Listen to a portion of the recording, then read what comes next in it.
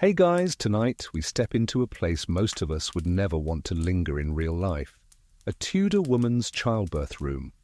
Picture a narrow timber-framed house, smoke-stained beams overhead, and the floorboards creaking under the shuffle of hurried feet. The shutters have been drawn tight against the night, and thick curtains smother what little air remains. You're in here now, breathing the mix of beeswax candles, sweaty linen, and the sharp tang of herbs smouldering in a little pot. This is where a new life will arrive, or perhaps where a life may end. You probably won't survive this, at least not if you had to endure it firsthand. So, before you get comfortable, take a moment to like the video and subscribe. But only if you genuinely enjoy what I do here. And while you're at it, drop a comment telling me where in the world you're listening from and what time it is right now. Now, dim the lights, maybe turn on a fan for that soft background hum, and let's ease into tonight's journey together. The first thing you notice in this chamber is the stillness. It isn't the kind of peaceful stillness you'd find in a meadow or beside a stream, but rather the heavy stillness of a room shut off from the world.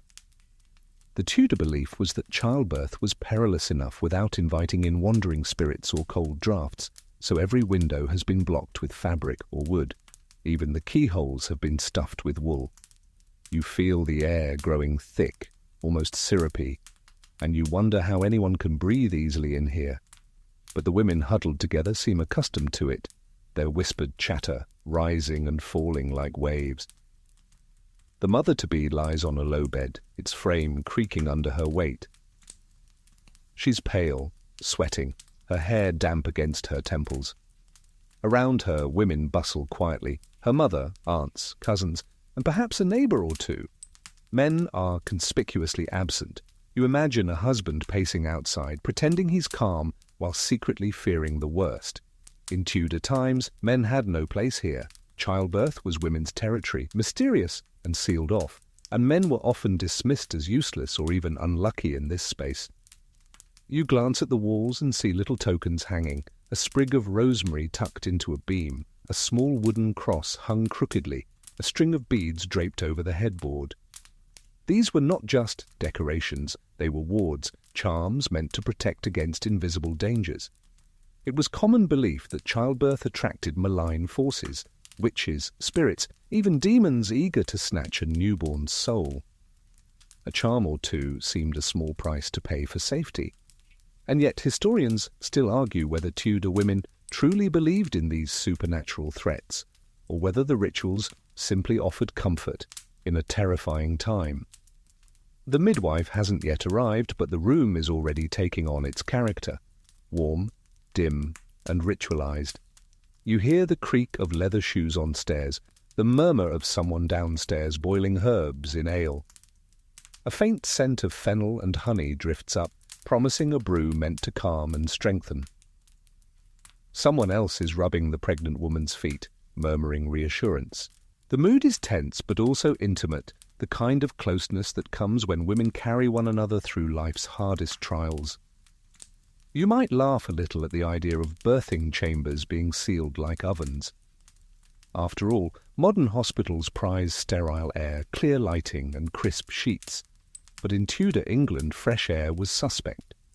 Draughts were thought to carry illness, so the room was kept as close and airless as possible. A modern doctor would probably faint at the smell alone: sweat, blood, herbs, and candle smoke. Still, the Tudors thought they were protecting the mother. And to be fair, nobody had invented hand sanitizer yet, so you work with what you've got. In a corner, you notice a small cradle waiting. It's carved from oak, lined with wool, and covered with a quilt someone's grandmother likely stitched years ago. That cradle represents both hope and fear. Hope that the baby will live long enough to need it, and fear that it might remain empty.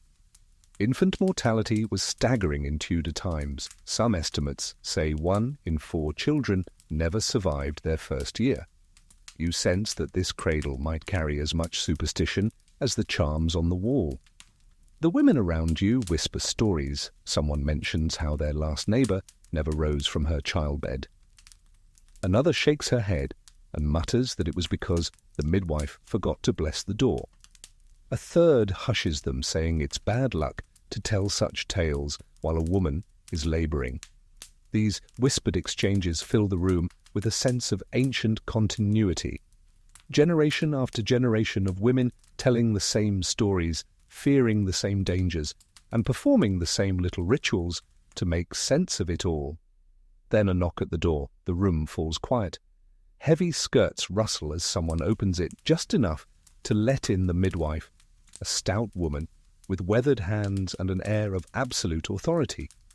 She carries a bundle wrapped in linen, tools, herbs, oils, and perhaps something stranger tucked out of sight.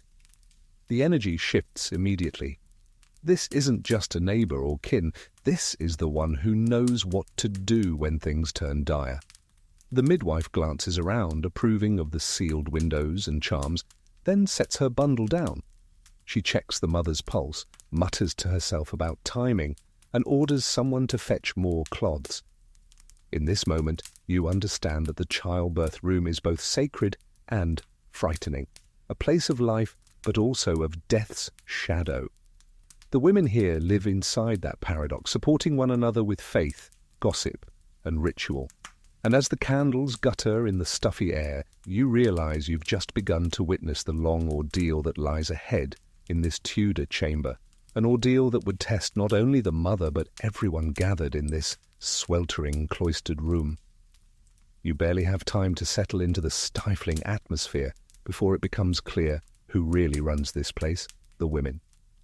The moment the midwife shrugs off her cloak, the rest of the chamber bends around her authority like iron filings around a magnet. She is not here to soothe with words alone, though she will, but to command, to direct, to control the tide of life that is about to break. The pregnant woman's husband is nowhere to be seen. That is deliberate.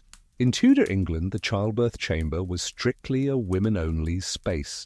You imagine him standing uselessly in the hall, ears straining for cries, hands wringing his hat into knots. His job ended months ago, and now his presence is unwelcome, even dangerous.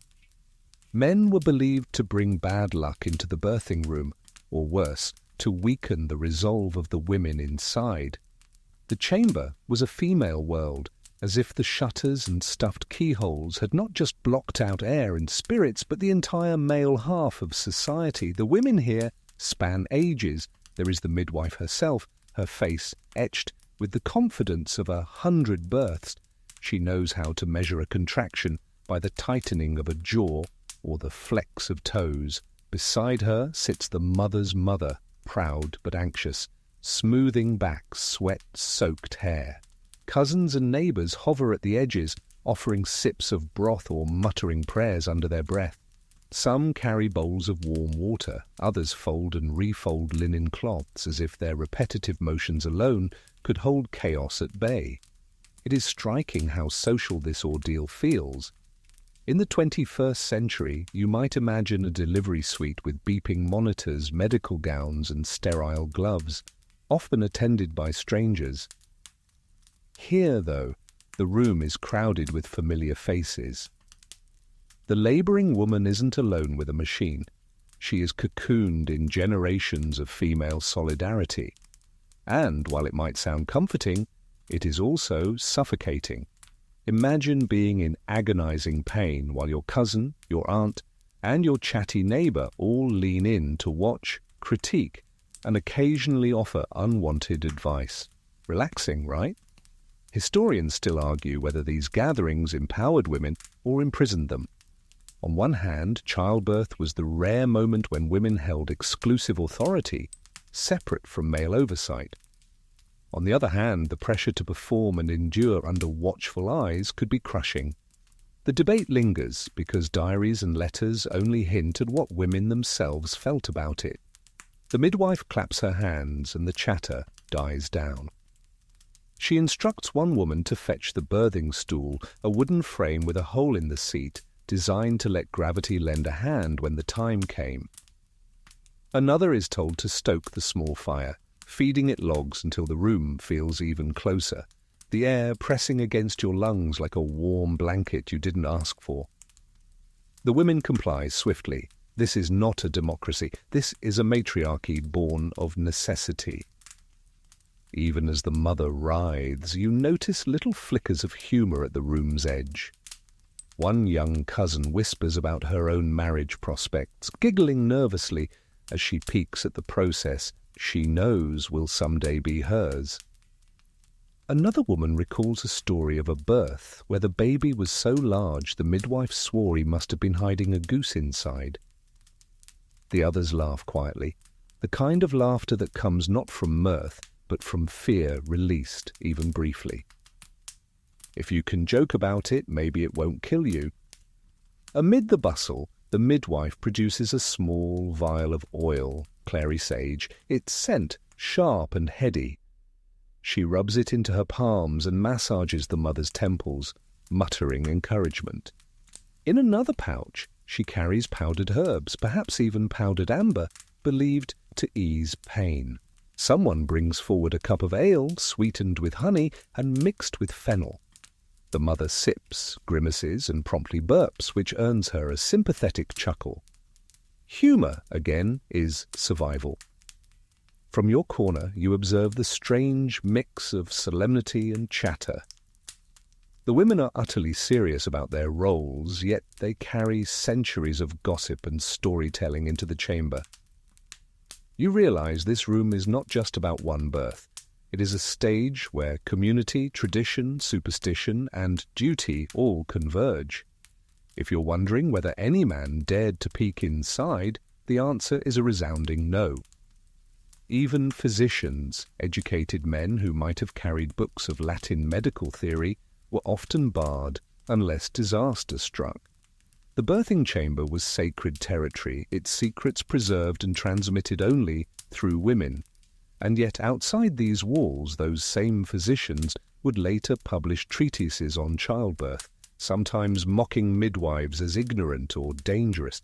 You imagine the midwife here snorting if she heard such things.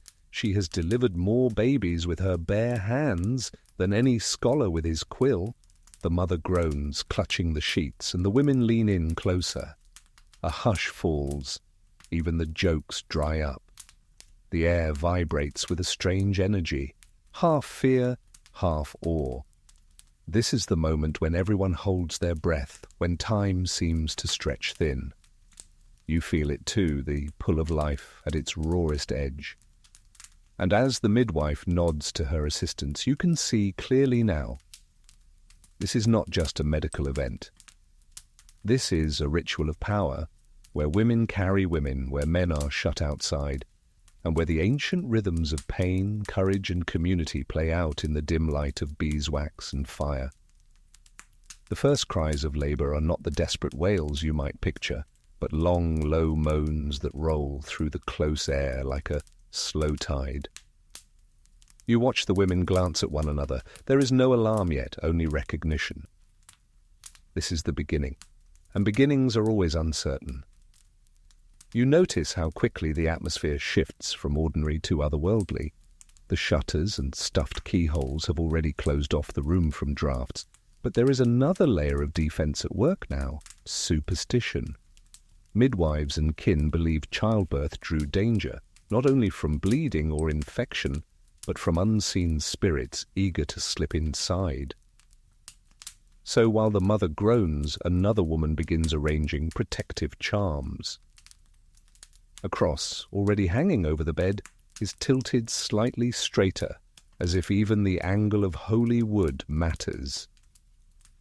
Rosemary sprigs are tucked into corners, their fragrance sharp enough to cut through sweat. A wax candle is lit and placed near the door, a beacon to keep evil from entering. You might smile at the sheer mix-and-match nature of it, half church, half pagan hedge magic. The Tudors didn't see contradiction, they saw double protection. Why settle for one insurance policy when you can have two? A rosary bead sits comfortably beside a carved wooden amulet shaped like a horse's head, its charm as much folklore as faith. Historians still argue whether these rituals were truly believed or simply followed out of habit, but either way, no one wanted to be the woman blamed for omitting a safeguard. The midwife begins murmuring what sound like prayers, but when you listen closely, you realize they aren't the polished verses of a priest. They are half-remembered litanies stitched together from generations of whispered knowledge. Holy Mother, guard her, spirits, be gone. The child belongs to this house. It is almost musical, a chant meant more to soothe than to summon. The other women nod along, whispering their own versions under their breath. It is a chorus of anxiety sung into the walls. One cousin slips a small object under the mother's pillow, a piece of coral, smooth and red, believed to ward off misfortune. Another rubs the mother's swollen ankles with oil, not just for comfort, but to loosen the pathways, as though the body could be persuaded by touch. A bowl of salted water rests at the bedside, ready to sprinkle if things feel dire. You can't help but picture a modern doctor watching all this with raised eyebrows while scribbling folk nonsense in his notes. But here, inside this sealed room, science takes a back seat to ritual. And yet there is logic hidden within the superstition. Rosemary, for instance, does have antibacterial properties. Salt water cleanses. Coral might be placebo, but at least it's not harmful. Even the act of chanting has a calming effect, lowering panic in the room. You realize these Tudor women, without microscopes or textbooks, stitched together a system of safety from the fragments they knew, blending medicine with magic until the two were indistinguishable. The mother groans louder now, clutching her belly as another contraction seizes her. The women close ranks, offering hands to squeeze and cloths to bite down on. One older woman recalls a saying, "If she cries loud, the child will cry louder." Nobody knows what it means, but everyone nods gravely, as if repeating it might carry hidden wisdom. You catch the flicker of a grin on the younger cousin's face. Sometimes these sayings feel like riddles, passed down more for tradition than truth. The midwife, unfazed, begins preparing her own charms. From her bundle, she produces a small parchment smudged with ink. On it is written a passage from the Gospel of John. She folds it neatly, ties it with thread, and tucks it against the mother's chest. The mother gasps through the pain, but allows it. To refuse would invite suspicion, as though denying the parchment might tempt fate itself. The fire crackles, the herbs smoulder, the women murmur, the air is heavy with belief.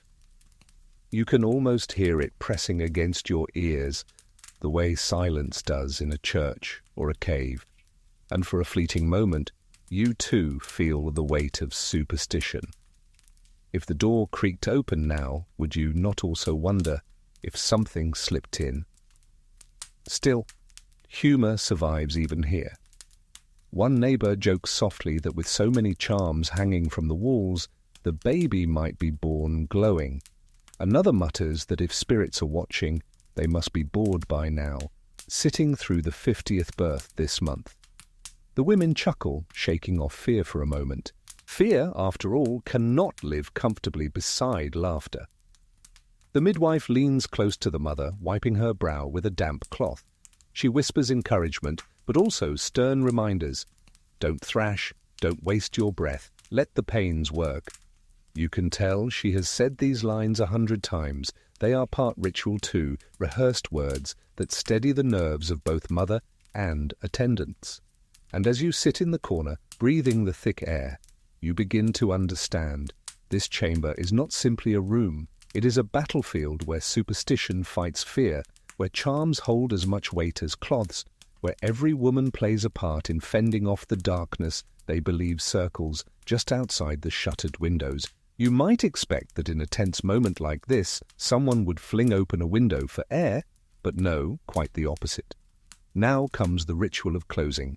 You watch as one woman shuffles to the casement and checks the shutters again, pressing them tighter, stuffing the last gaps with scraps of wool. Another kneels at the doorframe, pushing fabric into the space beneath it, until not even a sliver of light seeps through. The room becomes a womb of its own, sealed and secret. The Tudors believed childbirth was an in-between state, a dangerous threshold. The mother hovered between life and death, and the baby hovered between not being and being.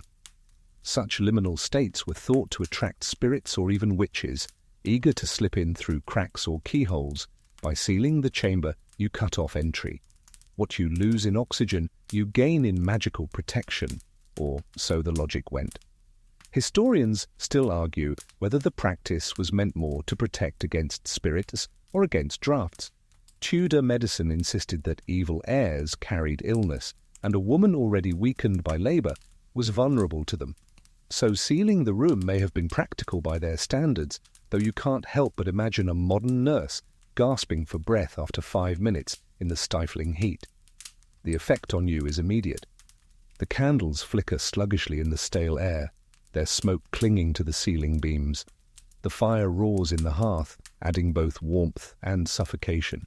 You feel beads of sweat prick at your own neck, though you're only watching. The labouring woman shifts uncomfortably, her face red, her hair plastered damp across her cheeks. But no one considers opening a window. To do so would be as reckless as leaving a front door wide open at midnight. The midwife approves the sealing with a curt nod. She mutters something about keeping danger out and strength in. One of the cousins repeats a familiar saying, "Shut the light, shut the evil." Another woman swears she once saw a birth go wrong because someone forgot to close the chimney flue. The story spirals. Apparently, a neighbour's cat slipped in that night, and before dawn the baby had died. Coincidence, perhaps, but in this chamber no one dares risk coincidence. The mother groans, clutching at the sheets. Her hands tremble, her nails digging crescent moons into the linen. Sweat trickles down her neck. She gasps, "I cannot breathe."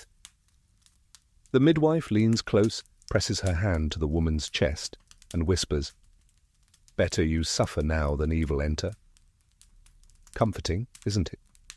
You might chuckle at the bluntness, but for the women here, those words carry steel. It's not all grim, though. One aunt jokes that with the windows sealed, at least the neighbours won't hear the screams and gossip about them tomorrow. The others laugh, a low ripple that eases the airless tension. You realise this joking is vital. It punctures the weight of fear the way a needle relieves pressure from a swollen seam. There are other small rituals of closing too. A jug of water is placed under the bed, meant to absorb bad influences. A pair of scissors is left open on the floor, blades pointing toward the door to cut off danger. You wonder whether anyone tripped over those scissors in the dark and cursed them loudly. Probably. Still, the charm was repeated across households for generations, too ordinary to question. What's remarkable is how much work it takes just to prepare the space. Before labour even reaches its most intense phase, 6 women have busied themselves sealing, arranging, blessing, and guarding. Each gesture is charged with centuries of inherited meaning. Every closed window, every stuffed keyhole, every charm tucked into linen, weaving a net they hope will catch misfortune before it reaches mother or child. The irony, of course, is that these precautions sometimes worsened the danger. A hot, closed room with poor ventilation could spread infection faster, especially after delivery, when wounds made the mother vulnerable. But they did not know this. In their eyes, to leave the room open was reckless negligence. You might shake your head, but remember, our own century has its share of odd health fads, from drinking celery juice for immunity to lighting salt lamps for energy. People crave control when outcomes feel terrifyingly uncertain. The mother shifts again, breathing shallowly, muttering about the heat. Her mother strokes her hair and whispers encouragement. "All is closed, you are safe." You hear the word safe and feel its paradox. Safety here is built on walls of superstition and the stifling weight of sealed air. Safety means enduring discomfort, trusting charms, and hoping the logic of closing truly works. And so, as the fire pops in the hearth and sweat slicks your own skin, you realize the childbirth chamber is no ordinary room. It is a fortress Not against armies or storms, but against the unseen, the spirits, the drafts, the whispered stories of women who didn't make it out alive. A fortress built on fear, faith, and rituals passed from hand to hand. You sense a shift as the midwife finally takes her rightful place at the bedside. The bustle of cousins and neighbours settles into a circle of quiet obedience, because everyone knows this is her territory now. She's no court physician in fur-lined robes, just a stout, middle-aged woman in a wool gown with sleeves rolled back. But in this chamber, her word is law. Her hands are worn, the nails short, the fingertips polished smooth from years of grinding herbs, kneading dough, and catching babies. She carries a pouch at her waist, and from it she draws out the tools of her craft, sprigs of rue and fennel, a flask of oil, and a folded cloth that has been boiled and reboiled until it feels as thin as paper. You might expect shiny instruments, but no, the midwife's arsenal is mostly plants and ritual. Still, she radiates the authority of someone who has stared down death and coaxed life back time and again. She greets the labouring woman softly, pressing her hand to the swollen belly, murmuring something about the child being strong. Her tone is soothing, but brisk, as if to say, "We will get through this, but only if you listen to me." The mother nods weakly, gripping her sheets. You see her eyes search the midwife's face, hungry for reassurance, almost as if that confidence alone could dull the pain. The midwife calls for warm oil, olive oil mixed with lavender, its scent both sharp and sweet. She rubs it into the woman's temples, her abdomen, her lower back. The massage is firm, steady, not gentle exactly, but purposeful. The mother exhales in a shudder as if some weight has lifted, though the pain is far from gone. The midwife tells her to breathe deeper, to moan rather than scream, because moans conserve strength. She adds, half joking, that screaming too loud would only alert the devil to their business. That earns a few nervous chuckles from the circle. From her bundle, the midwife produces a small pot of honey mixed with crushed pearls. It looks extravagant, and indeed it was. Pearls ground to powder were thought to strengthen women during labour. Was it effective? Probably not. But honey gave energy, and pearls were thought to carry purity, so together they symbolized resilience. You might raise your eyebrows, but remember your own era's obsession with kale smoothies and detox teas. Same principle, just less glamorous. She also keeps a sprig of sage close at hand, waving it gently in the warm air. The smoke curls upward, carrying a sharp aroma that cuts through the suffocating closeness of the chamber. She murmurs that sage is for wisdom, to guide the child into the world. One of the younger women whispers that if sage could grant wisdom, she would have chewed an entire hedge before her wedding night. The others snicker, quickly silenced by the midwife's glare. Even here, humour threatens to bubble up like steam. Historians still argue about how much genuine medical knowledge midwives possessed versus how much was folk tradition. Some scholars suggest their remedies were mostly placebo, while others point out that herbs like fennel, chamomile, and lavender do have measurable effects on relaxation and digestion. Either way, the midwife's reputation depended not on books but on outcomes, whether she delivered babies safely and whether she inspired trust.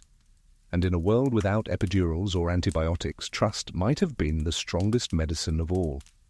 The mother groans again, arching her back as another contraction sweeps through her. The midwife leans in, speaking steadily, commanding her not to thrash, not to fight the pain. "The pains are your friends," she insists. "They bring the child nearer." It sounds almost absurd to call agony a friend, but the words steady the room. Everyone repeats them in murmurs, as if chanting might make it true. You can't help but admire the midwife's balancing act. She must be stern but kind, authoritative but not cruel. She must know when to apply herbs, when to whisper prayers, when to slap a hand away from panic. Too much softness, and the women might doubt her. Too much harshness, and they might mutter that she invites misfortune. Her skill is not only in hands, but in presence. Part healer, part priestess, part commander of a small, anxious army. She checks her bundle again, touching each item as though inventorying charms. A vial of anise oil for cramps, sprigs of rue for protection, perhaps even a scrap of parchment inked with a saint's name. Each has its place, its purpose. Some are for the body, others for the spirit, but together they weave a net of safety that only she can throw. And as the candles gutter and the mother cries out again, you realize the room has given itself over entirely to her. The neighbors obey, the family waits, the mother clings. The midwife is the hinge on which life and death swing tonight.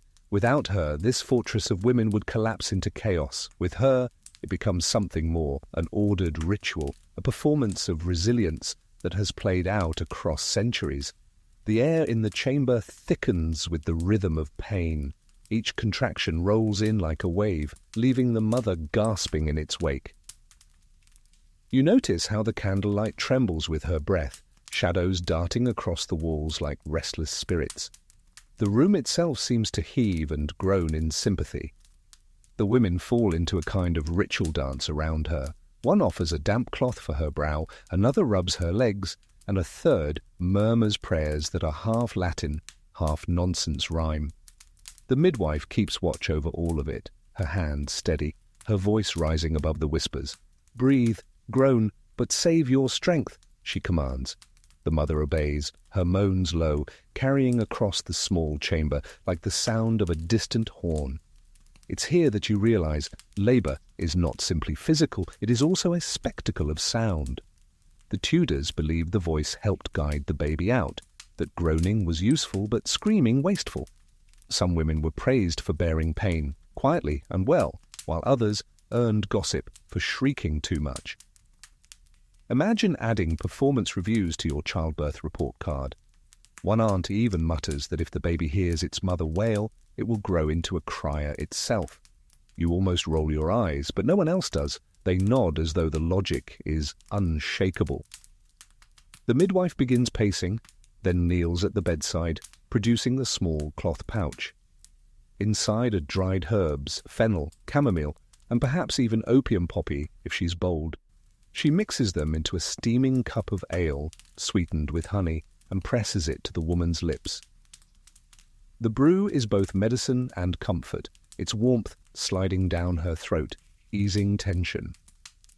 You can't help but think of modern energy drinks, except this one promises relief rather than a caffeine jolt.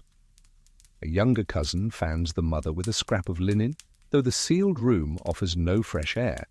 The fire pops, sending sparks upward, and the smell of sweat thickens until it feels like another person in the room. One woman murmurs that St. Margaret, patron saint of childbirth, must be called upon now. A candle is lit in her honor, and the midwife nods approvingly. Historians still argue whether these rituals actually offered comfort or simply masked helplessness. After all, no one here can stop the pain, they can only surround it with action, boiling, fanning, chanting, rubbing, small human gestures against the vast, uncontrollable tide. Perhaps that's the point. When you cannot control the storm, you at least control the room. The mother cries out louder now, clutching at the wooden frame of the bed. Her face contorts, her knuckles whiten, and you can see the veins in her neck stand out. The women tighten their circle, leaning in like a chorus around a stage. One whispers encouragement in her ear, another presses a cross into her palm. And through it all, the midwife remains calm, her voice steady, her hands hovering, never panicking. At one point, the mother thrashes, nearly tipping the mug from the table. The midwife snaps sharply, "Hold still! Let the pains work!" The rebuke might sound harsh, but it steadies the mother, pulling her back from the brink of panic. Authority here is not optional. It is the rope that keeps everyone from tumbling into chaos. You glance at the cradle waiting in the corner. How strange it looks, so innocent, so quiet, while the room shudders with suffering. It is both promise and threat. Filled, it means life. Empty, it whispers loss. You feel the weight of it, as though the cradle is judging the entire room with silent patience. Then a sound rises that makes everyone freeze. The mother's moan turns guttural, deeper, and the women nod knowingly. This is progress. The pains are stronger, closer together, dragging her body toward its breaking point. The midwife signals for the birthing stool to be brought closer. The stool is sturdy oak, polished by years of use, with a crescent-shaped seat and handles to grip.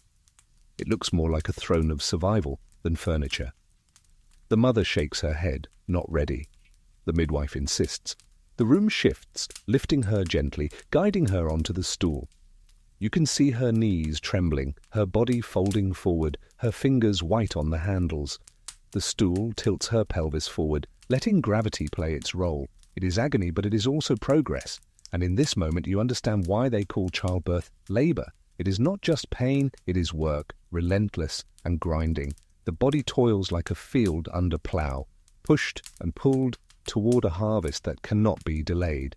And every groan, every whispered prayer, every trembling candle becomes part of that immense labor, echoing in the sealed chamber that has now become a crucible of life.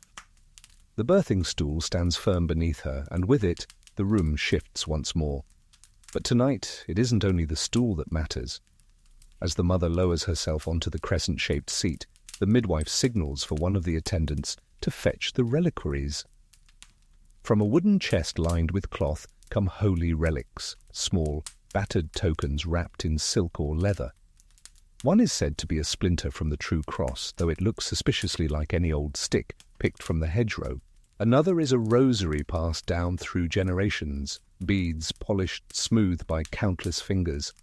A small pewter medal of St. Margaret, chipped and dull, is laid gently at the mother's side. The room grows quieter as these relics are positioned around the stool. One at the head, one by the hands, another tucked beneath the chair. The logic is simple. Surround the vulnerable body with sanctity. If danger draws near, it will collide with holiness first. You can feel the reverence deepen, candles burn lower, voices drop to whispers, and suddenly the chamber feels less like a sick room and more like a chapel. Aunt Marjorie leans close and presses a crucifix into the mother's palm. "Hold tight," she whispers. The mother clutches it so fiercely you fear the wood will splinter. Her knuckles whiten, sweat dripping onto the cross as if baptizing it anew. The midwife approves with a curt nod. In her eyes, symbols are as important as medicine. There is debate among scholars about how much of this was faith and how much was fear. Did these women truly believe a splinter of wood could keep death at bay? Or was it simply a way of showing they were not helpless? Historians still argue because records are thin and women's voices were rarely written down.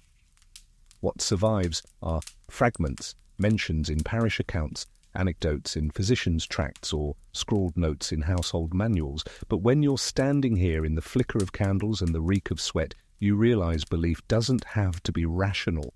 Belief only has to be shared. A cousin produces another charm from her apron, a tiny pouch of dried herbs sewn into a scrap of linen. She tucks it beneath the mother's pillow, muttering something about warding off night stalkers. The midwife does not object.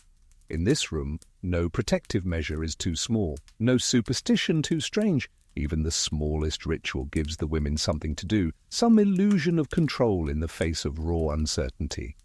The mother moans again, low and deep, clutching the cross in one hand and the stool's handle in the other. Her hair clings to her face, damp and wild. The midwife leans close, whispering prayers but also orders. Push with the pain, not against it. Let it carry you. Let it open the way. Her voice is rhythmic, almost hypnotic.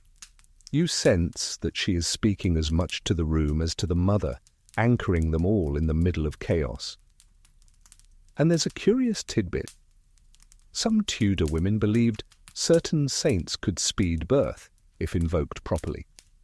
St. Margaret was especially popular because of a legend in which she was swallowed by a dragon and emerged unharmed, much like a child from the womb.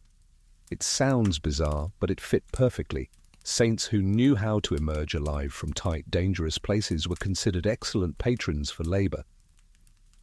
A candle for St. Margaret flickers now on the mantel, its flame shivering each time the mother groans. The relics glow faintly in the dim room, their presence turning suffering into something sacred. You realize these objects, crosses, beads, medals, carry a power beyond material. They are anchors for women who cannot control bleeding or breech births, who cannot banish fever or infection.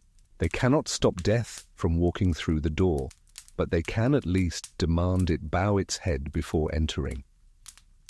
The mother's cries rise higher now, piercing and raw, echoing against the sealed shutters. Yet no one flinches. The relics are in place, the prayers are murmured, the chamber is fortified as best it can be. What happens next will be determined not by spirits or relics or chance, but by the raw force of her body pushing against the impossible.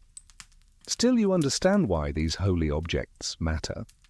In the flickering light of this Tudor childbirth room, relics are more than wood and metal. They are hope given weight. The midwife, satisfied that the holy tokens are in place, turns her attention to mixing another kind of safeguard, one that comes not from relics, but from the kitchen. She waves for a cousin to bring forward a clay pitcher that has been warming by the hearth. Its steam fogs the air, carrying the smell of ale mixed with fennel, honey, and something sharper, powdered pearl, if the household could afford such extravagance. The cup is pressed to the mother's lips. She sips, swallows and coughs. A sticky trickle of honey coats her chin. The liquid is warm and sweet, but also bitter underneath, the fennel biting like black licorice. You might think it sounds foul, but here it is considered medicine. Honey for strength, fennel to calm spasms, ale to relax the nerves. Some women swore by brews made of crushed emerald or ground coral. If you had the coin, you drank jewels. Whether it worked was another matter. One neighbour mutters that in her last confinement she was given a potion of red wine boiled with rue, and it nearly made her faint. Another insists her cousin once swallowed a draught of powdered toad bone mixed with milk, and her child was born as lively as a fish. The other women nod, though you detect scepticism in their eyes. Historians still argue how widely such bizarre recipes were actually used, or whether they linger mostly in medical manuals written by men who love to exaggerate. But in the charged silence of this room, almost anything seems possible. The mother takes another gulp and groans as a contraction racks her body. The cup is taken away, replaced with a cool cloth against her forehead. Her hands tremble. The women close in tighter, whispering encouragement. Someone produces sugared almonds from a small wooden box, sweets to restore strength. They are popped one by one into the mother's mouth between her moans. It's a curious sight, pain and luxury colliding, the sharp cries muffled by the crunch of almonds. In another corner, a girl no older than 12 stirs a pot of herbs simmering over the fire. The steam smells pungent, rosemary, lavender, chamomile, all rising into the thick air. She stirs as if her life depends on it, eyes wide, eager to prove herself useful. The midwife checks the mixture, nods once, then orders her to ladle a spoonful into a cup for fumigation. A cloth is soaked, wrung out, and pressed against the mother's chest, its scent filling her lungs. You might chuckle at the image, a suffocating room made even stuffier by steaming herbs, all in the name of health. Yet modern science might not laugh too hard. Lavender can soothe, chamomile relaxes, rosemary sharpens. The Tudors stumbled upon remedies that had some truth, even if they dressed them in superstition. Still, not every concoction was so benign. Some brews used mandrake or henbane, plants with hallucinogenic, even toxic effects. Imagine labouring in agony while also half delirious, your mind swimming with visions. It sounds terrifying, but some women swore these potions opened the body like a door. The midwife here seems cautious, sticking to honey, fennel, and warming herbs. Perhaps experience taught her to avoid anything too dangerous. The mother shifts, groaning, clutching her belly. Her lips are sticky from honey, her breath sharp with ale. She gasps, "No more." The midwife hushes her, promising strength with the next cup. It's a delicate balance. Give too much, and she vomits. Give too little, and she loses stamina. The midwife measures not by spoons or scales, but by instinct, by decades of watching women teeter between life and death. The chatter rises again, women swapping stories of what potions worked in their own confinements. One recalls a midwife who gave her a draught made with powdered antlers to bring the child's head forward. Another swears by nutmeg steeped in milk, which at least made her feel cheerful enough to laugh between pains. You grin at the thought of laughter in this room. It seems unlikely, though not impossible. Humour, like honey, sweetens even the bitterest night. The cradle in the corner seems to lean forward, as if waiting to see whether these brews will bring it a resident. The midwife ignores it, focusing only on the living body before her. The mother moans again, her voice cracking, her hands trembling around the stool's handles. Another cup is pressed to her lips, and though she resists, she swallows. The room waits, breath held, for the next contraction. And so the chamber fills not just with charms and relics, but with the taste of herbs, the sweetness of almonds, the burn of ale. This is the Tudor pharmacy, half kitchen, half superstition, entirely necessary in a world without syringes or sterile bottles. The midwife, wiping her hands on her apron, calls for the birthing stool to be shifted closer to the hearth. You see two sturdy women lift it with surprising ease, setting it so the mother's back is warmed by firelight. The stool itself is a curious object, almost throne-like in its shape. Two armrests to grip, a wide crescent opening at the seat, and low enough that her feet plant firmly on the floor. You might think it looks uncomfortable, but in Tudor eyes it was progress. Lying flat in bed was considered unnatural. The stool used gravity itself to coax the child downward. The design was old too. Versions of it had been used since ancient Egypt. Imagine the continuity, thousands of years of women gripping the same handles, leaning forward, straining as if the entire world depended on it. In a sense, it did. The mother lowers herself onto the stool with a shudder, her knees trembling. Two women steady her shoulders, another slips a cloth beneath her feet to keep them from sliding. The stool creaks as she grips the handles, her knuckles pale, sweat dripping onto the polished wood. You can almost hear centuries of echoes in that creak, the ghosts of past labours carved into its grain. The midwife kneels before her, examining with steady eyes. She whispers instructions. When the pains come, push, do not fight. Let them carry you. It sounds almost like advice for swimming. Don't thrash, don't resist. Let the current take you. You sense the truth in it. A cousin mutters a joke that the stool is the only chair of honour no woman wishes to sit on. Nervous laughter ripples around the chamber. Humour again, a thread of light in the stifling air. Even the midwife allows the corner of her mouth to twitch before she schools her face back into solemnity. The women bustle around the stool, each with a roll. One fans the mother's damp hair from her face. Another presses a cloth soaked in lavender water to her lips. The midwife oils her hands with clary sage, rubbing them warm before placing them gently on the mother's thighs. The smell is pungent, herbal, and oddly calming amid the sweat and smoke. Historians still argue whether the stool was always beneficial. Some claim it allowed quicker, easier births, while others note that prolonged sitting could worsen complications if the baby was positioned poorly. But in the world of Tudor women, it symbolized strength and tradition, a tool that made visible the labor of birth rather than hiding it under sheets. The mother groans as another contraction seizes her. She leans forward, gripping the handles so hard that the wood creaks louder. The midwife encourages her, voice rising. Yes, yes, let it come. Do not waste it. Push with the pain. The women echo her like a chorus. Push, let it come. Push. Their voices overlap, rhythmic and insistent, like a chant rising in waves. The stool seems almost to vibrate beneath the force of the moment. You notice the candle flames flutter, as if the very room holds its breath each time she bears down. The cradle in the corner looks more eager now, shadows leaping across its empty quilt. One aunt, perhaps too nervous to be idle, recounts a story of her own confinement. I nearly broke the armrest clean off, she boasts, but the child came swift enough. Another woman teases that her stool had splinters, and she swore she birthed twins only because she leapt up in pain. The laughter that follows is short but genuine, and for a fleeting instant, the chamber feels less like a battlefield.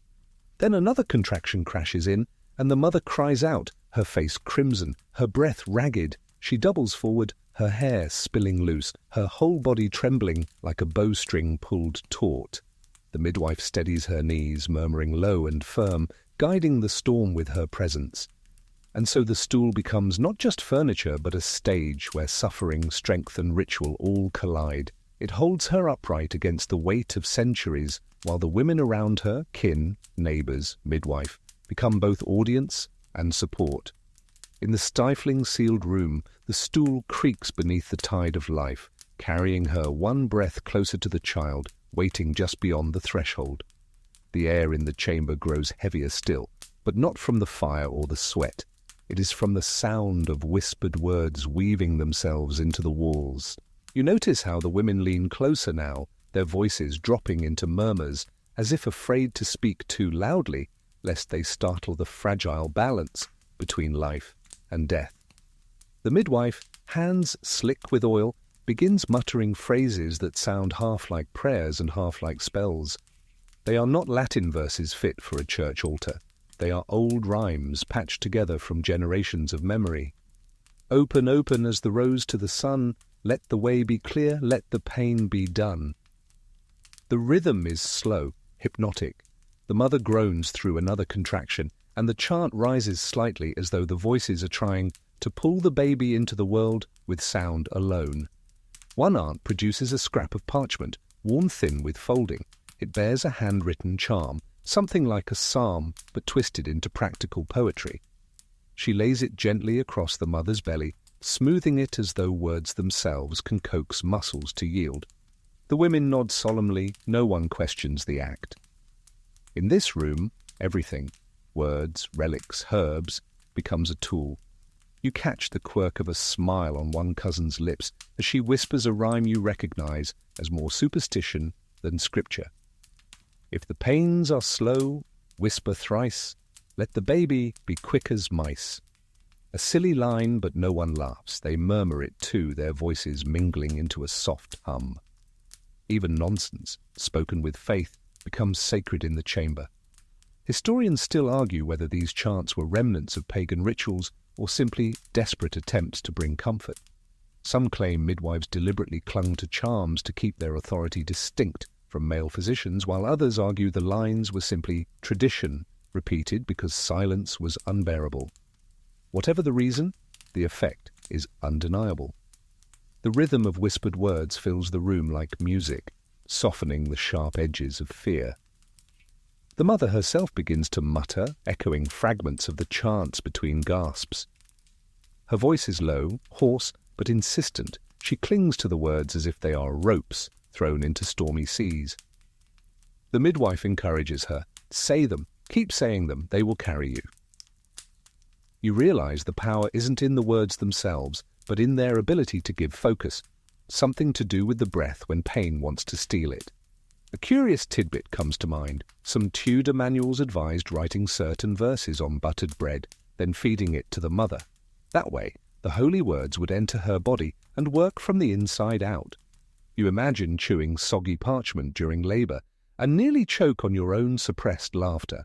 Still, the Tudors swore by it. The mother clutches the crucifix tighter, the parchment charm pressing against her damp gown, and the whispers swirl around her. One woman recites the Ave Maria, another mutters a charm about opening the gate, and the youngest girl simply repeats the mother's name over and over, like a mantra anchoring her to the world. The room feels almost enchanted. The fire crackles, herbs hiss in the pot, candle flames tremble, and above it all hum the voices of women, weaving sound into protection. Even you, sitting silently, feel yourself swayed by the cadence. Your eyelids droop, your breath slows to match the rhythm. For a moment, it feels less like you are watching a medical event and more like you have stepped into a spell. And maybe, in a way, that's exactly what it is. Not a spell of witches, but of women, ordinary women, binding together their fear, their hope, their strength, and pouring it into the air as whispered prayers. The whispers taper off as a new sound fills the chamber, the sudden rush of blood. It's not shouted, not panicked, but you feel the sharp intake of breath ripple through the women as the mother slumps forward, her face paling, her gown darkening beneath her. The candles flicker, shadows stretch long, and in that instant the room seems to teeter. The midwife moves with alarming speed. She calls for clean cloths, snapping her fingers at the nearest cousin. Linen is thrust forward, pressed hard against the mother's thighs, hands shaking but firm. The air thickens with the metallic tang of blood mingling with smoke and herbs. You feel it in your throat, bitter and heavy. The women exchange anxious glances. Everyone knows what this means. Too much blood, too fast. Childbed fever was feared, but bleeding was immediate, visible, unstoppable. One aunt crosses herself hurriedly, whispering, "Not like poor Joan last winter." Another hisses at her to hold her tongue, but the words hang heavy in the air. The midwife does not pause. She orders more cloths, more pressure. She sprinkles powdered herbs, perhaps shepherd's purse, known even then for stemming bleeding, onto the soaked linen. She mutters something low, her lips barely moving, as if speaking both to the womb and to the women watching. The mother groans faintly, her strength slipping with each breath. Historians still argue whether midwives truly had effective remedies for hemorrhage or whether luck alone decided survival. Some records suggest the use of alum or vinegar. Others speak of charms whispered into cups of wine. The science was primitive, but the urgency was not. In this room, every pair of hands works with frantic precision, each gesture an act of defiance against the creeping spectre of death. A cousin rushes to the hearth, seizing the steaming pot of herbs. The midwife soaks more cloths, applies them hot, the steam rising around her wrists. Another woman kneels to hold the mother upright, whispering desperately in her ear, "Stay, stay with us. Think of your child." Her words are fierce, almost angry, as if sheer willpower could anchor the mother to life. The mother's face glistens with sweat, her lips trembling as she tries to speak. Only a rasp emerges, a broken sound swallowed by the heavy room. The crucifix slips from her palm, dangling from its cord, until one cousin hurriedly presses it back into her grasp. "Hold it!" she urges, her own eyes wet. "Hold fast!" There's a strange calm in the midwife's movements, almost practiced. You realize she has seen this before, perhaps too many times. She knows when to panic and when not to. Her hands press, shift, fold cloth, press again. Her voice never wavers. "The bleeding slows," she announces, whether or not it truly does. The women exhale, shakily, clinging to her words as much as to the cloths. Then, as if in grim comedy, one of the younger cousins blurts out, "Perhaps it's a boy. Boys always take more out of you." A hiss of disapproval follows, but someone else mutters that maybe she's right. Superstitions bloom quickly in fear, explanations offered even when none exist. You almost laugh, though the moment is too heavy for it. Gradually the mother stirs, her breath steady though faint, and the cloths grow damp, but not endlessly so. The midwife leans back, sweat glistening on her brow, and exhales with the rest of them. "She holds," she says firmly, as if sealing the outcome with her voice. The crisis has passed, at least for now. The room breathes again, the tension easing like a loosened corset. But the shadow remains. Everyone knows how close the edge is, how easily another wave could sweep her away. The cradle in the corner seems to shrink, its promise uncertain. You understand now why charms, relics and prayers were clung to so fiercely. Because when the blood came fast, when breath faltered, no one, not even the midwife, had more than cloths and hope.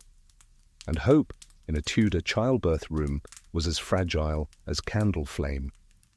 The chamber has barely steadied from the scare of bleeding when new footsteps pound up the stairs. The door creaks, and though the room is supposed to be sealed, someone slips inside anyway, another neighbour, breathless, clutching a bundle of cloth. She has come at the midwife's summons, for in moments like these, extra hands mean survival. The space is already cramped, thick with smoke, sweat, and the smell of blood-soaked linen. Yet the new arrivals squeeze in, skirts brushing against skirts, until the room feels more like a crowded marketplace than a private chamber. One woman kneels immediately with a bucket of boiling water, the steam clouding her face. Another carries a stack of fresh linen, folded and bound with string. They press them into the midwife's arms, her authority unquestioned. The tension, however, has not fully lifted. Every new helper brings her own stories, her own fears, her own whispered remedies. One insists that a sprig of ash wood under the stool will protect the mother from further harm. Another swears that rubbing goose fat on the mother's temples will restore strength. The midwife snaps at them to hush. Too many voices fray the air, but you can see how superstition clings like ivy, creeping in through every woman's lips. One cousin, her face pale, begins muttering prayers more urgently, clutching her rosary so tightly the beads cut into her skin. Another, nervous with nothing to do, fans the fire until sparks leap wildly, making the chamber hotter still. You might sigh at the chaos, but there's something profoundly human in it. When fear rises, everyone clutches whatever fragments of control they can find. The mother, slumped in the stool, groans faintly, eyes closed. Her lips move in silent prayer. Or maybe she's just mouthing words to steady herself. Her hands twitch, one still clutching the crucifix pressed earlier into her palm. She looks less like a woman in command of her body and more like a vessel being carried along by tides too strong to resist. The midwife barks an order, and two women hold the mother steady, while another dabs her forehead with wine-soaked cloth. The smell is sharp, sour, cutting through the chamber's heaviness. Wine is both medicine and luxury here, disinfectant, stimulant, and comfort all at once. You watch as the mother licks her lips, the taste grounding her, dragging her back to consciousness. Historians still argue whether these community births offered more comfort or more stress. Was the presence of so many women a blessing, creating a net of support, or was it suffocating, with gossip and judgment crowding as heavily as the heat? The truth likely shifted with each household. Some women thrived on being surrounded, others dreaded it. But one fact is certain. Childbirth in Tudor England was never solitary. The gossip begins almost despite themselves. One neighbour whispers about a previous birth gone wrong. Another recalls how her aunt lost twins when the midwife failed to bless the bed. The words spread like wildfire, quick and hot. You can almost hear the superstition tightening its grip again, as though tragedy can be explained or prevented if only enough stories are told. A younger cousin, trying to lighten the mood, mutters that if all these women keep crowding in, the baby will be born with an audience fit for a royal court. Nervous laughter flickers, though it dies quickly when the mother moans louder, clutching her belly with renewed urgency. The midwife silences them with a sharp glance. She leans close to the mother, whispering low, "Hear only me, listen to no one else." Her voice cuts through the noise, anchoring the chamber. The others fall quiet, chastened, though their restless glances dart around the room. And so the birth continues. More hands, more cloths, more whispered fears and remedies. The room swells with bodies and voices, yet in the centre of it all sits one woman on the birthing stool, straining toward life, her fate held together by cloth, prayer, and the steady authority of the midwife. The cradle in the corner remains untouched, silent, and waiting. Every time the mother groans, every time cloth is pressed to her, every time a new superstition is whispered, the cradle seems to lean a little closer. Hungry, patient, a quiet reminder of what all this noise is for. From outside the shuttered chamber comes the faint sound of boots on flagstones, pacing, turning, pacing again. The husband. He's been circling for hours, though no one inside spares him more than a passing thought. This is women's business, closed and sealed. Men are forbidden unless calamity breaks the rules wide open. The irony is bitter, just beyond the door. Physicians, educated men with books and instruments, claim they could manage labour better than these midwives, yet here they wait like unwelcome intruders. Even if the husband begged, he would be refused entry unless death seemed inevitable. You imagine him clutching a hat in sweaty hands, muttering prayers he barely remembers, torn between dread and helplessness. The midwife knows of these men, of course. She's heard the whispers that university-trained doctors scoff at midwives as ignorant crones. But she also knows those same men rarely enter a childbirth chamber unless it's already a battlefield. And then, their solutions can be more terrifying than the labor itself. Forceps, primitive, secretive, jealously guarded tools, sometimes pulled babies free but often tore mothers apart. Surgeons with their knives and saws were called only when things had gone horribly wrong. Historians still argue whether the rise of man midwives in later centuries improved survival or simply layered male authority over women's wisdom. In the Tudor age, though, physicians stood outside, their knowledge locked in Latin, while midwives acted inside, their skill carved from blood and experience, two worlds divided by a single wooden door. One of the women inside the chamber can't resist mocking the physicians. She mutters, "What good are men who faint at the sight of blood?" A ripple of laughter follows, though quickly stifled by the mother's groan. Another whispers that she heard of a doctor who recommended powdered emerald as a cure for labor pains. "Expensive nonsense," she scoffs, shaking her head. Even in the midst of terror, ridicule provides release. Yet the debate lingers in the smoky air. Would those learned men truly help, or would they worsen matters? The women here trust their midwife's hands, her herbs, her chants. Still, fear makes the mind wander. A cousin wonders aloud whether a doctor might have stopped the earlier bleeding faster. The midwife snaps, "And how would he do that, with his quill and ink?" The room chuckles nervously, reassured by her fire. The mother gasps, too weak to laugh, but her eyes flutter open. She hears the voices, the arguments, and she clutches tighter to the crucifix in her hand. In her state, she doesn't care for debates about physicians or midwives. She only knows she must keep pushing, keep living, until the child is free. Still, you feel the tension between two worlds pressing against the shuttered walls, the male world of scholarly medicine and the female world of lived experience. Both claimed authority, yet only one was allowed to stand here in the thick of sweat and cries. The cradle in the corner, patient as ever, seems almost to mock the debate. Scholar or midwife, physician or charm, it doesn't matter to the cradle. It only cares whether it will rock tonight with the weight of a breathing child. And as the midwife leans close, murmuring firm instructions, and the women resume their whispered prayers, you realize the outside world, its doctors, its judgments, its male debates, means nothing in this moment. In the sealed Tudor chamber, it is the midwife's voice, not the physician's quill, that keeps the fragile thread of life from snapping. The storm of chatter fades again into stillness. You notice how quickly the room learns to obey the rhythms of labor, surging with panic when blood flows, bursting into gossip when breath returns, then sinking into silence when exhaustion sets in. Now it is that silence, heavy and thick, pressing down like an extra blanket on the already stifling chamber. The mother slumps against the birthing stool, eyes half-lidded, her breath shallow. Each exhale rattles, each inhale seems harder to catch. Her skin, pale under candlelight, glistens with sweat, and you can see the tremor in her fingers as she still clutches the crucifix. The groans that once came sharp and loud are now softer, fading, as though her voice itself is running out. The midwife crouches at her side, listening not just with ears, but with her whole body.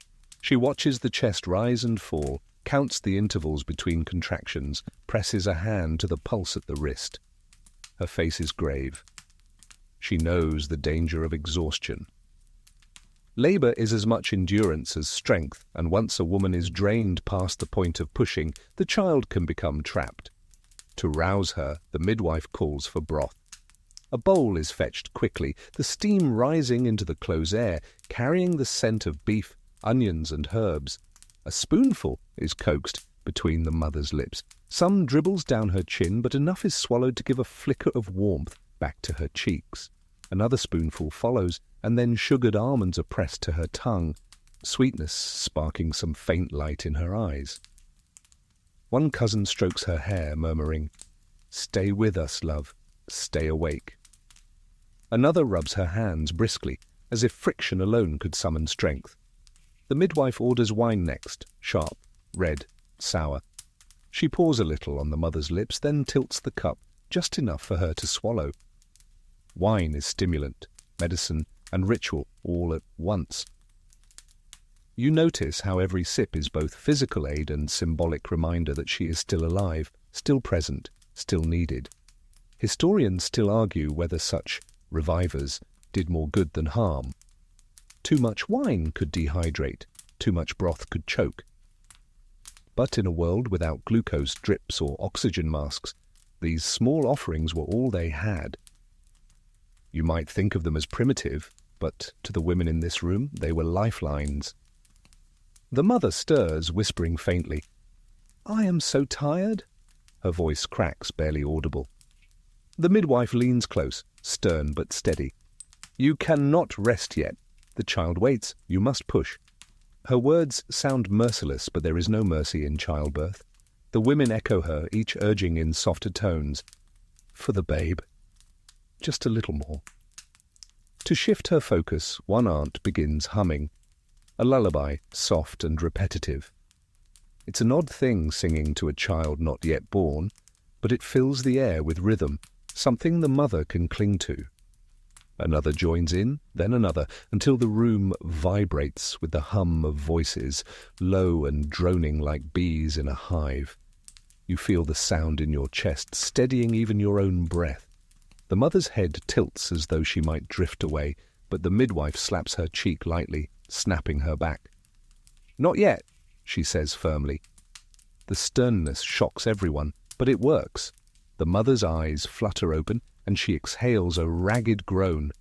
You realize this is not just a physical battle. It is a battle of will, of presence, of clinging to the thread of consciousness when the body wants to let go. And here, in this sealed chamber of sweat and smoke, it is the women's voices, their broth, their wine, their songs, that hold her tethered to life.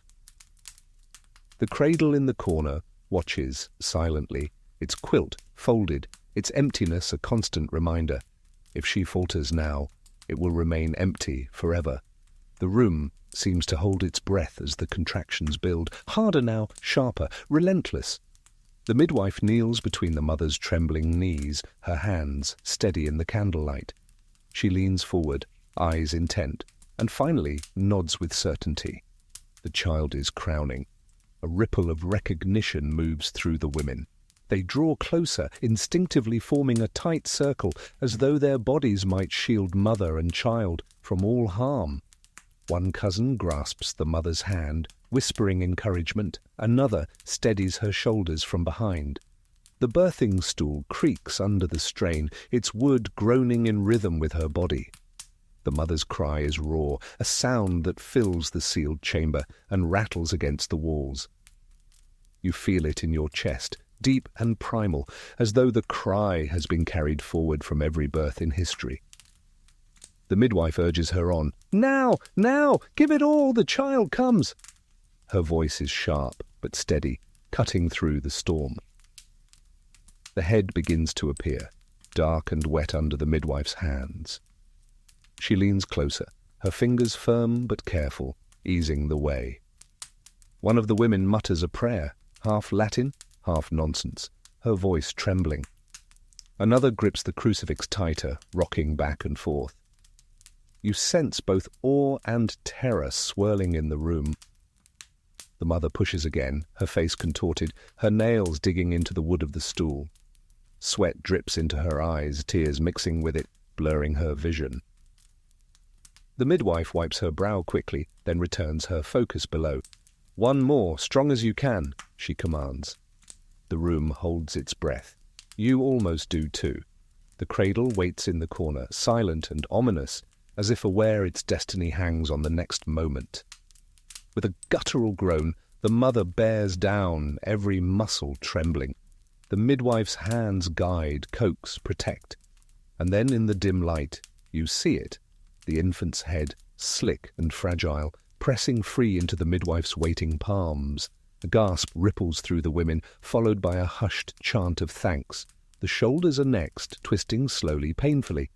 The mother moans, almost collapses, but the women steady her, voices rising louder. "Push, love, push, it's nearly done." The midwife shifts her grip, her face taut with concentration. Another surge of effort, another cry that shakes the rafters, and suddenly the child slips fully into the midwife's arms. For a heartbeat there is silence. Only the crackle of fire, the drip of sweat, the hiss of steam from the herb pot. The room seems suspended in that silence, a terrible question hanging. Will the child breathe? Then at last, a cry, thin, piercing, unmistakably alive. Relief erupts in the chamber. Women weep, laugh, cross themselves, hug one another. The mother slumps forward, sobbing with exhaustion, her tears mingling with sweat. The midwife lifts the squirming infant high enough for all to see. "The child lives," she declares. Historians still argue whether Tudor births always ended with such joy, or whether records hide the darker endings. But in this moment you witness the miracle itself. Fragile, screaming, red-faced, but undeniably alive. The cradle in the corner no longer seems patient or ominous. Now it looks ready, eager to receive what it was made for. The quilt waits like open arms. And as the women laugh through tears, pressing kisses to the mother's damp hair, you realize that in this chamber of fear and superstition, of blood and whispered charms, life has triumphed, at least for now. The cry slices through the chamber like a silver blade, high and shrill, yet oddly sweet. Everyone exhales at once, shoulders sagging as though a spell has broken. The women wipe tears from their cheeks, some laughing nervously, others whispering prayers of thanks. The midwife, still crouched low, holds the slippery infant with practiced steadiness, wiping its face with a strip of linen before laying it briefly on the mother's chest. The mother trembles, her breath shallow, but she smiles faintly, fingers brushing the damp curls of her child's head. Her lips move soundlessly, a prayer, or perhaps just the baby's name, whispered for the first time. You can see relief wash over her face, though exhaustion quickly shadows it. She sags back, eyes fluttering closed. But the work is not finished. The midwife gestures for more cloths, instructing a cousin to hold the infant while she turns back to the mother. Her voice sharpens. She must deliver the afterbirth. The room, which had erupted in joy moments earlier, falls quiet again. The placenta, often ignored in stories of birth, was treated with wary reverence in Tudor times. Its safe delivery meant the mother might survive. Its delay could spell death. The midwife presses her hands gently on the woman's abdomen, massaging, coaxing the womb to contract again. The mother groans weakly, tears leaking from her closed eyes. "It is not yet done," the midwife insists. At the same time, attention turns to the squalling infant. A cousin rubs the baby briskly with warm wine-soaked cloths, the smell sharp and heady in the thick air. It seems harsh to modern ears, but the Tudors believed wine cleansed and strengthened, warding off weakness. The baby shrieks louder at the cold touch, which everyone takes as a good omen. Crying meant strong lungs, a fighting spirit. One aunt mutters with relief, "This one will live." Historians still argue whether these rituals actually improved infant survival, but the symbolism mattered. Wine was sacred, wine was medicine, wine was life. And so the newborn was bathed not in gentle soap and water, but in the sharp sting of warmed claret. Meanwhile, the mother moans as another contraction ripples through her. The midwife presses firmly, guiding the afterbirth free. At last, the placenta slides out, heavy and dark, into a waiting basin. The women murmur relief again, though their expressions are tinged with caution. The placenta is not discarded carelessly. Its fate matters. Some households buried it beneath the threshold, believing it bound the child to the home. Others burned it, fearing witches might steal it to cast curses. A few even preserved small pieces, dried and powdered, to be fed later as medicine against weakness. The midwife here wraps it carefully in cloth, handing it to a cousin with strict instructions. "Do not leave it where cats may touch." You smirk at the odd warning, but for Tudor women, every scrap of ritual carried weight. The baby, now rubbed pink and swaddled tightly, is returned to the mother's arms. She cradles it weakly, tears streaking down her flushed face. The room relaxes, tension dissolving into chatter. Someone offers sugared almonds to celebrate. Another begins humming again, this time not to coax but to soothe. The sound is low and tender, a lullaby meant for two, child and mother alike. The midwife finally leans back, wiping her brow, her hands stained but steady. She surveys the room like a general after battle, satisfied the worst is over. Yet her eyes remain sharp, watchful for any sign of danger. Too much blood, too little breath, too weak a cry. She knows victory here is fragile, never absolute. Still for now, triumph hums in the air. The cradle in the corner no longer waits silently. Women approach, lifting the swaddled infant gently, rocking it in the small oak frame. The quilt rustles as the child settles, its thin wails subsiding into hiccuped whimpers. The cradle, once ominous, now glows with promise. And you, watching from the shadows of this sealed chamber, understand the paradox. This room has been a tomb and a chapel, a place of dread and hope. Tonight, at least, it has chosen life. The tension in the chamber has eased, yet the midwife does not allow herself to rest. With the child swaddled and nestled close to the mother's side, her attention shifts to the afterbirth, still wrapped in cloth and waiting in a basin. She nods to one of the older women, who takes it with surprising solemnity. This is not refuse to be tossed aside. It is a thing of power, of danger, of meaning. The placenta was often called the second child, and its fate mattered deeply. Some households buried it beneath the hearthstone to tie the child's soul to the warmth of home. Others tucked it in the garden, hoping the growing plants would mirror the child's strength. Here, the midwife murmurs that it must be buried at dawn, and only by a woman, lest it fall into the wrong hands. Witches, she warns, prize the afterbirth. They can use it to curse the baby, to bring fevers, or even snatch its soul. You might chuckle, but in a world where survival was so precarious, such fears made bitter sense. Historians still argue whether these rituals were common across all classes or mostly rural superstition. Records suggest noble households sometimes burned the placenta in fire, while poorer families might quietly bury it under the threshold. But every source agrees the placenta was never casually discarded. To treat it lightly was to invite danger. The older woman, holding the wrapped bundle, hesitates. "Not yet," the midwife says firmly. "It must be watched until dawn."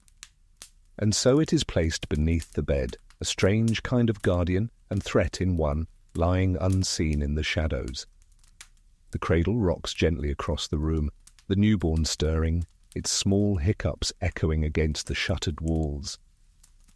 The midwife next examines the mother, ensuring the bleeding has slowed. Her hands are steady, her eyes sharp, as she presses the belly, checking the womb's firmness. Satisfied, she orders warm cloths laid across the mother's abdomen, then whispers a charm meant to close the gates. The women nod solemnly. Even after a safe birth, the door between life and death is considered still ajar.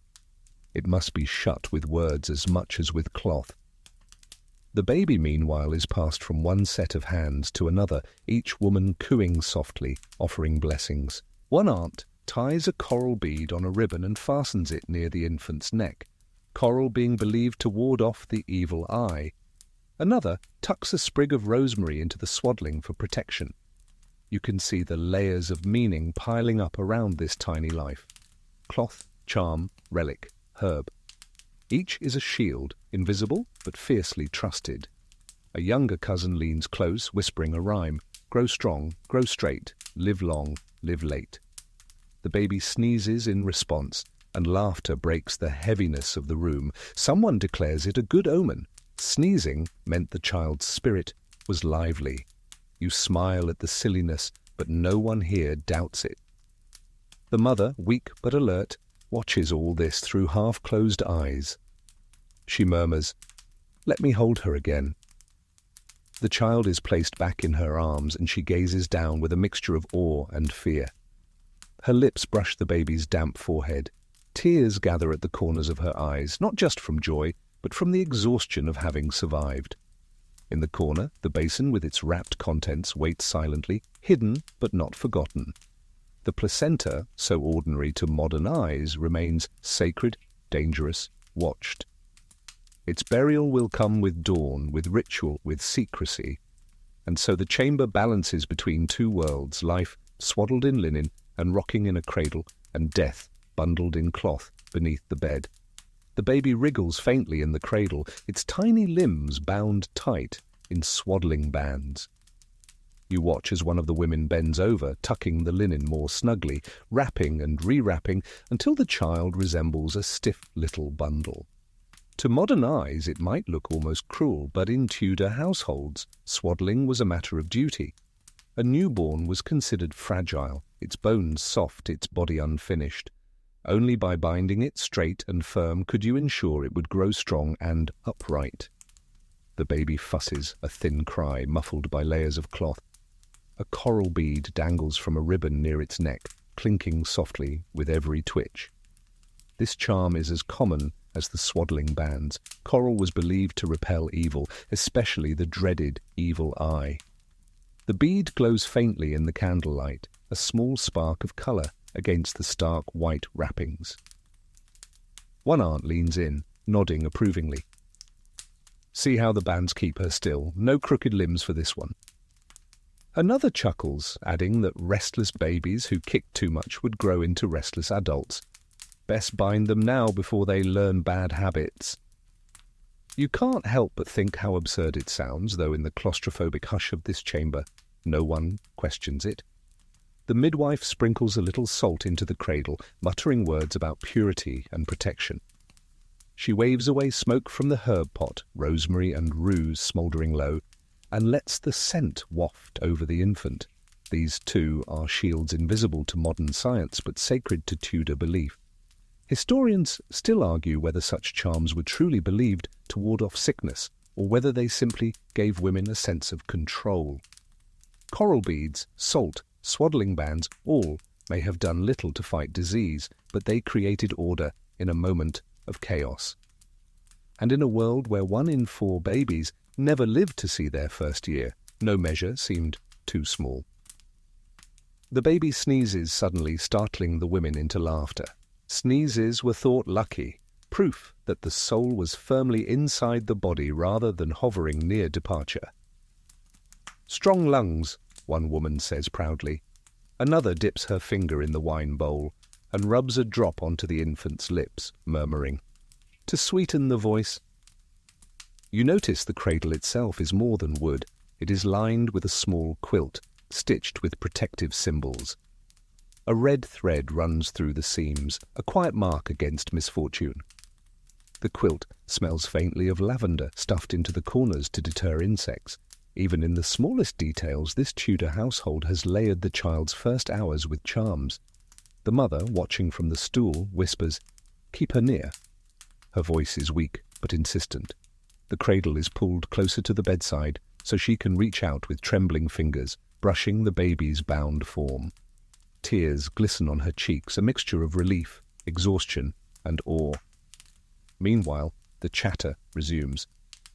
One cousin recalls that her own baby cried for days until the midwife tied a hare's foot to the cradle. Another insists that boys needed even tighter swaddling than girls to grow broad-shouldered and strong. The midwife, half listening, shakes her head. Nonsense! The bands keep all babes straight. Her voice is firm, practical, cutting through the babble of folklore. Still, she does not forbid the charms. She lets the coral bead dangle, lets the salt sit in the cradle's corner, lets the rosemary smoke drift. Perhaps she knows that belief itself carries power, even if science does not. And so the baby lies, bound and blessed, swaddled in both cloth and superstition. Each layer, each charm is an attempt to anchor this fragile life against the currents of fate. The cradle rocks gently, the coral clinks softly, and for a moment the room exhales. The chatter dies down as a new debate stirs in the room. The question of naming. The baby, still swaddled and drowsy in the cradle, has no name yet, and until baptism it remains dangerously unmoored in the eyes of the Tudor household. One aunt insists the priest must be summoned at once. The child should be baptized by dawn, she says firmly. What if fever takes it before the week is out? Her words hang heavy in the thick air. Everyone knows too many stories of infants who lived only days, sometimes hours. To die unbaptized meant a soul wandering without salvation. At least, that was the belief whispered from pulpits. Another cousin argues for waiting, claiming the stars and moon must first be read for auspicious signs. Better to name her under good fortune than in haste, she mutters. The midwife rolls her eyes but doesn't intervene. This is not her realm. This is the realm of kin and custom, where every family clings to their own rituals. Historians still argue whether baptism was primarily a matter of spiritual urgency or social formality. Parish records show many baptisms happening within a day or two of birth, especially in winter when mortality loomed large. But there are also accounts of families delaying, waiting for a feast day or for a wealthy godparent to arrive. The truth likely lay between urgency for survival, but tempered by status and superstition. The mother, pale and trembling, whispers hoarsely, "Send for the priest." Her voice is weak, but her decision silences the room. Immediately, one of the younger women hurries to the door, unstuffing the wool from the keyhole just long enough to slip out. The air in the chamber stirs faintly, a hint of the outside world brushing against your skin. Then the door shuts again, sealing the room back into its fortress of heat and shadow. While they wait, the women continue layering the infant with protective gestures. Another coral bead is tied to the cradle, this one strung with red thread. Someone murmurs a charm. "Christ guard this child day and night until the holy water flows." The baby stirs, hiccups once, then settles again. Even the smallest movements are treated as omens, proof perhaps that the infant already recognizes sacred words. Aunt Marjorie, not to be outdone, recalls how one baby in the village was baptized at home with bread and ale because no priest could be found. She lowers her voice to a scandalous whisper. "And that child lived to 80. The others murmur approval, though the midwife frowns, muttering that bread and ale are poor substitutes for holy water. Still, you can sense the quiet relief in the story. It proves, at least to them, that improvisation might still please God. The cradle rocks gently as another cousin hums a lullaby, her voice thin but soothing. She slips a small sprig of rosemary under the quilt, explaining that it will keep the soul close until baptism seals it for good. The room accepts this as fact, layering one superstition upon another like bricks in a wall against fate. When the baby lets out a small cry, one of the women leans down and whispers the mother's chosen name into its ear, though no priest has yet confirmed it. "Let her know herself," she says softly. Whether this was common practice or just family habit, no one questions it. The name, even unblessed, gives the child a fragile identity, a tether against the void. The mother, her eyelids heavy, watches all this with quiet intensity. She cannot sit up, cannot feed, cannot even hold her baby long, but she commands with a single whisper, "Soon, baptize her soon." And so the chamber waits, caught between two worlds again, life swaddled and breathing in the cradle, and the fear of death lingering until holy water touches the child's brow. The mother drifts in and out of consciousness, her pale face framed by damp hair, but the baby's thin cries tug her back each time. She reaches out weakly, murmuring, "Keep her near." The cradle is nudged closer to the bedside, the swaddled child tucked against her arm so she can feel the small weight of survival pressed close to her own. The women know this moment is fragile. A mother just delivered is as vulnerable as the child itself. Her body still bleeding, her spirit hovering in a liminal state. They bring her broth, steaming and rich, pressing the spoon carefully against her lips. She swallows, though slowly, as though each sip is both nourishment and effort. Afterward comes sugared almonds again, and slices of quince preserved in syrup. The sweetness brings a flush back to her cheeks, faint but visible.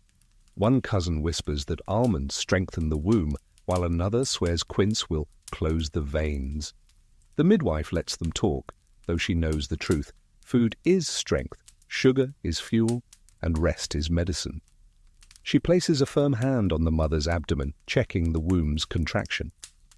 Satisfied, she nods, but warns the others. Keep her still, let her sleep, but watch her breath. The chamber has shifted now from chaos to hushed vigilance. Women perch on stools or lean against the walls, their chatter softer, gentler. The baby snores faintly in its swaddling, the coral bead clinking against the quilt each time it stirs. The fire has burned lower, the herbs in the pot reduced to a faint, resinous scent that clings to the beams. Historians still argue whether Tudor women truly received comfort in this stage, or whether they were left to languish. Some records tell of mothers treated tenderly, nourished with broth and sweetmeats. Others suggest neglect, exhaustion, or even indifference once the child was safe. Here, though, you see devotion. The women hover, fussing, soothing, not out of obligation alone, but because they know how precarious survival still is. The mother murmurs again, "I feel so weak." The midwife bends low, whispering in her ear, "Weakness is the body closing its gates. Do not fear it. Rest." Her words are both reassurance and command. The mother sighs, eyes fluttering closed, but her fingers remain curled protectively around the cradle's edge. To stave off silence, one aunt begins a story, half memory, half cautionary tale. She recalls how her neighbor bled for days after her third child, saved only when the midwife bound her belly tight with a linen girdle. Another woman nods solemnly, adding that she herself was given mulled wine and cinnamon to regain strength, though she suspects the wine did more than the spice. Laughter stirs gently, easing the heaviness. Meanwhile, a younger cousin slips out of the chamber to fetch more food, pottage, perhaps, or a dish of sweetened milk. Even in weakness, the mother must be fed. "She gave life," one woman mutters. "Now we must give it back to her." The cradle rocks faintly as the baby stirs again. A lullaby is hummed, quiet and low, soothing both child and mother. The room feels less like a battlefield now and more like a sick room softened by ritual, where every spoon of broth, every almond, every whispered story weaves a net of care. And as you watch, you realize this phase of childbirth, the fragile aftermath, is as vital as the birth itself. The women know it, the midwife knows it, and the mother, drifting between sleep and waking, clinging to her child with trembling fingers, surely feels it too. The chamber dims as the fire burns low, and the midwife orders the shutters kept closed. No fresh air, no outside voices, just warmth, silence, and the steady rhythm of recovery. The mother lies pale against the pillows, her body hollowed by exhaustion, but the women refuse to let her fade too far. They hover with small comforts, spoonfuls of broth, sugared almonds, the occasional dab of wine against her lips. She swallows weakly, eyes half shut, murmuring thanks, yet her voice is faint, her strength frayed. One cousin whispers that she should not speak too much lest she waste her breath. Another counters that silence invites spirits to linger. The midwife hushes them both, reminding them that superstition matters less than vigilance. She keeps her hand on the mother's pulse, steady as a watchman guarding a gate. The baby, still swaddled tight, squirms faintly in the cradle. A coral bead rests against its cheek, while a sprig of rosemary tucked into the quilt gives off its faint, bitter perfume. One of the women lifts the child to the mother's arms, letting her feel its weight again. The mother smiles faintly, tears streaking down her cheeks. The act of holding is as much medicine as any herb. The midwife, however, knows danger still lingers. Blood loss could return, fever might rise in the night. She orders a girdle of linen to be bound around the mother's abdomen, tight and firm. The women obey, wrapping her belly in layers of cloth, murmuring blessings with each pass. The binding is practical. It helps the womb contract, but also symbolic, closing the body, so no spirits may slip in through invisible gaps. Historians still argue how much of this stage was medical necessity and how much was ritual. Was the linen girdle truly for healing, or was it a charm against unseen dangers? Perhaps both. To the women in this room, there is no line between the two. Cloth and prayer weave together seamlessly. Food continues to play its part. More broth is ladled, rich with beef and herbs, its steam cutting through the smoke-heavy air. The mother swallows slowly, her eyes fluttering, her body too tired even to sit upright. One woman props her with cushions, another wipes her brow, and the midwife mutters that every spoonful is another step back from the grave. The chatter softens into reminiscence. One aunt recalls her own confinement, how she was fed spiced wine until she fell asleep smiling. Another claims her midwife swore by pigeon broth, though she herself had hated every mouthful. Laughter stirs faintly. Gentle, weary laughter, but laughter nonetheless. Even in this hushed moment, humour clings like a stubborn flame. The baby hiccups suddenly, startling a few women into crossing themselves. A sneeze follows and they relax again, declaring it a good sign. The midwife agrees. Strong lungs. She is meant to stay. The cradle rocks gently. As the child settles once more, the sound almost hypnotic in the muffled chamber.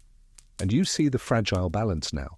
A mother hovering between weakness and recovery. A child bound in charms and cloth. A room thick with both superstition and care. Every detail, the broth, the girdle, the coral bead, is a thread, holding life together while death lingers just outside the shuttered walls. The chamber grows quieter still, though the silence is never complete. You hear the soft creak of the cradle as it rocks, the occasional groan from the mother, the low murmur of women trading stories in whispers. The midwife, satisfied that the worst of the labour has passed, settles into a chair near the fire but does not let her eyes close. Her vigilance is unbroken. One of the older women clears her throat and reminds the others of an old rule. The mother must not leave the house, nor attend church, until 40 days have passed. It is the custom of purification, a belief that a woman is ritually unclean after childbirth. She must be churched, the aunt says solemnly, before she can stand again in God's house. The mother, pale on the bed, hears this and sighs faintly. She knows the custom well. For 6 weeks she will be confined, kept apart, hidden, her body watched and tended, but also marked as dangerous. You can sense the weight of this ritual, how it binds her as surely as the linen girdle around her waist. The women debate how best to pass the 40 days. Some say she must not touch holy water, nor cross the church threshold until the priest blesses her. Others whisper that she must not cook, lest her impurities spoil the food. One recalls a neighbour who defied the rule, stepping outside too soon, and her child fell ill within a week. The warning hangs in the air, half superstition, half social enforcement. Historians still argue whether this period of seclusion protected women or imprisoned them. Was it a chance to rest, to recover while others took on her household tasks? Or was it a way of controlling women, marking them as unclean and reinforcing male authority in the church? The truth, as always, lies tangled. For some, it was relief. For others, it was isolation. The midwife nods at the reminder, instructing the younger women to ensure the mother does not strain herself. No lifting, no walking the stairs, she commands. The mother's meals will be carried to her. Her world shrinks to this chamber and perhaps the hearth below. Outside, the seasons will turn, but she will remain within 4 walls, bound by custom and weakness alike. The baby sneezes again, startling in the cradle. A cousin crosses herself quickly, muttering that sneezes are good omens. Another tucks the quilt more tightly, adding, 40 days for the babe too, no journeys, no visitors without blessing. The cradle is both protection and prison, just as the chamber is. To lighten the mood, one woman chuckles, recalling how she cheated the 40-day rule by slipping into her garden at night. "The roses never told on me," she laughs. The others giggle, though one scolds that such boldness tempts fate. Humour threads through fear once again, an old survival trick. The mother closes her eyes, murmuring, 40 days, as if already counting them down. Her hand drifts toward the cradle, brushing the quilt. She clings to it, perhaps fearing that both she and the child are bound not only by love, but by ritual chains. And so the chamber settles into a new rhythm, not the chaos of labour, not the fear of bleeding, but the quiet weight of confinement. The mother rests, the baby sleeps, and the women prepare for weeks of watching, guarding, waiting for the priest's blessing that will finally open the door again. The air inside the sealed chamber is calmer now, but you feel the hush is edged with something darker. No one says it aloud, but every woman here knows the shadow still lingers. Childbirth may be over, but survival is never guaranteed. The mother breathes faintly, her cheeks pale, her lips dry, her body weakened beyond measure. One aunt mutters that she looks too much like Anne of the Mill, a neighbour who never rose again after her 7th confinement. The words are hushed quickly, yet they hang in the air all the same. You realise that death is always a guest in this room, whether welcomed or not. The midwife remains alert, watching the mother's chest rise and fall, checking the linens for fresh blood. Her hands never stray far from her pouch of herbs. She knows too well that the danger has not passed. To distract themselves, the women tell stories of others. One recalls how a mother in the next village died within 3 days of a fever, her infant placed into another woman's arms. Another counters with a tale of survival. My cousin bled nearly to death, but the midwife fed her broth for days and tied nettles to her wrists, and she lived until 80. The stories trade back and forth like dice rolls. Loss, survival, loss again. Historians still argue whether women feared childbirth more than death itself, but the evidence is clear. Wills were often written before labour, confessions made, debts settled. Many women entered the birthing chamber knowing it might be their last night alive. You can almost feel the unspoken prayers thrumming beneath the surface, each woman remembering her own narrow escape or loss. The mother shifts slightly, murmuring something you cannot catch. Her eyes flutter open, glassy, then close again. The midwife leans near, whispering sharply, stay with us." She signals for more broth, more wine, anything to keep her tethered. The women obey without hesitation. Even the baby, stirring faintly in its swaddling, seems to sense the precariousness of its mother's breath. One cousin, voice low, begins a tale to ward off silence. She recounts a woman who dreamt of a black dog at her bedside before her death. Another adds that owls at the window were sure omens. The midwife cuts them off with a glare. Superstitions may comfort, but they can also unravel nerves. Instead, she insists on songs. A lullaby begins, soft, meant for the child, but also for the mother, the tune wrapping around both like a fragile blanket. And yet, the fear does not vanish. You see it in the women's eyes, the way they glance at the mother, as if memorizing her face. You see it in the way one woman strokes the baby's cheek, already imagining raising it should the worst happen. The cradle, once a symbol of promise, seems more like a wager now. Will it hold a child with a mother to rock it, or an orphan rocking alone? The mother groans again, weak but audible. The midwife praises her for the sound, declaring it proof of strength. The women nod, seizing the reassurance like starving birds. Hope, after all, must be tended as carefully as the fire in the hearth. And so the chamber hovers, balanced on the knife edge of survival. Life and death, cradle and grave, hope and despair, all crowd this small space, sealed tight against the world. You realize that this is the essence of Tudor childbirth, not joy alone, not terror alone, but the two bound together, clinging to one another in the candlelit dark. The mother sleeps at last, her breaths shallow but steady. Around her, the women ease into softer voices, their hands busied not with blood or broth, but with talk, And what they talk of, now that the worst seems past, are stories, tales from their own confinements, whispered secrets, and gossip that hovers somewhere between comfort and warning. One cousin leans in, her eyes glinting in candlelight.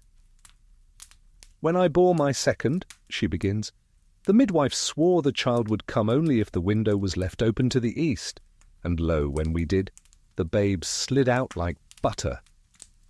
The others chuckle softly, though one aunt crosses herself at the mention of open windows. Draughts, after all, were thought deadly. Another interrupts with a sharper tale. Her sister's baby, born so small, was thought bewitched. The midwife burned rosemary by the bed, muttering charms, and within days the child grew stronger. Had she not, the cousin insists, the witches would have claimed him. The younger women listen wide-eyed, their imaginations painting witches crouched outside the shuttered windows, waiting for cracks of entry. Historians still argue whether such fears of witchcraft were widespread or rare exaggerations. Parish records show accusations tied to failed births, where a midwife or neighbour was blamed. Whether true belief or convenient scapegoating, the stories lingered, binding childbirth tightly to suspicion. The gossip swells with a rhythm of its own. One woman admits she once tied a hare's foot to her cradle to stop her baby's endless crying. Another swears her child only thrived after she placed bread under the pillow at night. Laughter bubbles up, muffled by the closeness of the chamber, but genuine all the same. Even here, with shadows of death still hovering, women find release in sharing the oddities of their own survival. The mother stirs, half-waking, listening with heavy-lidded eyes. She smiles faintly at the chatter, perhaps comforted that her ordeal has slipped into story already. Her hand gropes toward the cradle, touching the quilt, as if to reassure herself it is still there, still breathing. The baby, oblivious, shifts in its swaddling, releasing a thin wail. One aunt scoops it up, rocking gently, whispering nonsense words meant only to soothe. The women laugh again, this time at the absurdity of the lullaby's rhyme, and the sound fills the chamber like sunlight piercing a storm. You notice how these stories, half memory and half invention, are as vital as the broth or wine. They bind the women together, remind them that what feels unbearable has been born before and will be born again. In a world where written records rarely honoured women's voices, gossip was their archive, their oral history of pain and resilience. The midwife allows it, even encourages it, with the tilt of her head. She knows gossip steadies nerves, distracts minds, keeps fear from clawing back into the silence. She adds her own story, a woman she once delivered who laughed so loudly between contractions that the neighbours thought a feast was being held. The room chuckles warmly, the image absurd but comforting. And so the night passes with stories whispered between sips of ale and bites of sugared fruit. Fear lingers, but laughter cuts it down to sighs. The chamber, once suffocating with dread, feels now like a hearth for memory, where women weave their survival into tales to pass along. The cradle rocks gently as another story begins, and you realize gossip here is not frivolous. It is medicine just as much as herbs or broth, binding these women together in a tapestry of shared endurance. The stories fade for a moment as the midwife shifts in her chair, drawing a worn book from her bundle. Its cover is cracked leather, its pages smudged by years of handling. This is no prayer book, it is a medical manual, one of those written by learned men in Latin and translated into English for wealthier households. She doesn't read from it, she cannot, but she flips the pages anyway, more for show than guidance. The women glance at it with mixed feelings. Some eye the book with awe, as if its very ink carries authority. Others frown, muttering that no book can know more than a woman's hands. The midwife herself chuckles, closing it with a snap. These men with their pens think they can write babies into the world, she says dryly. The women laugh softly, though there's a tinge of unease. Historians still argue how much tension existed between midwives and physicians in Tudor England. Manuals like Thomas Reynolds' The Birth of Mankinder offered diagrams and instructions, but many midwives scoffed at them. After all, what good were neat drawings when you were elbow-deep in blood and cries? Yet the manuals also trickled into households, shaping expectations, fueling debates, and sometimes undermining women's authority. One aunt insists she once saw a physician's book that described turning a baby in the womb with iron instruments. Madness, she declares. A child is not a loaf to be prodded. Another woman whispers that she heard of forceps hidden away by certain man midwives, but no one here has ever seen them. The very idea makes them shudder. The midwife leans forward, her tone sharp. Trust no man who claims to know our work better than we. He writes, we bleed. The women nod, reassured. For them, knowledge is measured in survival, not ink. Still the debate lingers in the candle-lit hush. Were the books useless? Or were they glimpses of a future where childbirth might be safer, though not yet understood? The truth hangs in the balance, unreachable to these women. They live not in theory, but in practice. The mother, half waking, hears their voices and whispers hoarsely, "Let the midwife guide me." Her loyalty is clear, and it soothes the room. The book is tucked back into the bundle, its authority silenced for now. Yet the gossip resumes, circling back to physicians. One woman tells of a neighbour who trusted a learned doctor over a midwife, only to lose both mother and child. Another insists her cousin survived only because a midwife ignored the physician's orders and followed her own instincts. These tales swirl, reinforcing the women's certainty that experience outweighs books. The baby stirs in the cradle, squeaking softly. The midwife rises, scoops it up, and rocks it with practiced ease. "See," she murmurs, "no page can tell you how this feels." She presses the child against her chest, letting its warmth radiate through her arms, then returns it to the mother's side. And in that gesture, you see the truth of this chamber. Books may guide, but hands deliver. In Tudor childbirth, the divide between ink and blood was absolute, and only one could truly decide the outcome. The chamber has settled into a drowsy rhythm, but even in this sleepy lull, the women's talk drifts upward to queens and great ladies whose confinements were said to be no less perilous. Someone sighs, "Even queens lie down in childbed as helpless as we." The remark earns nods all around, though tinged with envy. After all, royal mothers might have silks instead of wool, musicians instead of gossiping cousins, but they still groaned, still bled, still risked death just the same. One aunt leans in conspiratorially, recounting how Catherine of Aragon, Henry VIII's first queen, endured confinement after confinement, yet so many of her babies did not live. "What use is a crown," she murmurs, "if your cradle stays empty?" Another woman whispers of Jane Seymour, who gave Henry the son he craved but died soon after. The chamber grows still at that reminder. Even a queen, with all the physicians of England at her bedside, could not survive what countless ordinary women faced. The midwife listens, lips pressed tight. She knows these stories travel on the breath of gossip, embroidered like lace until fact and rumour are indistinguishable.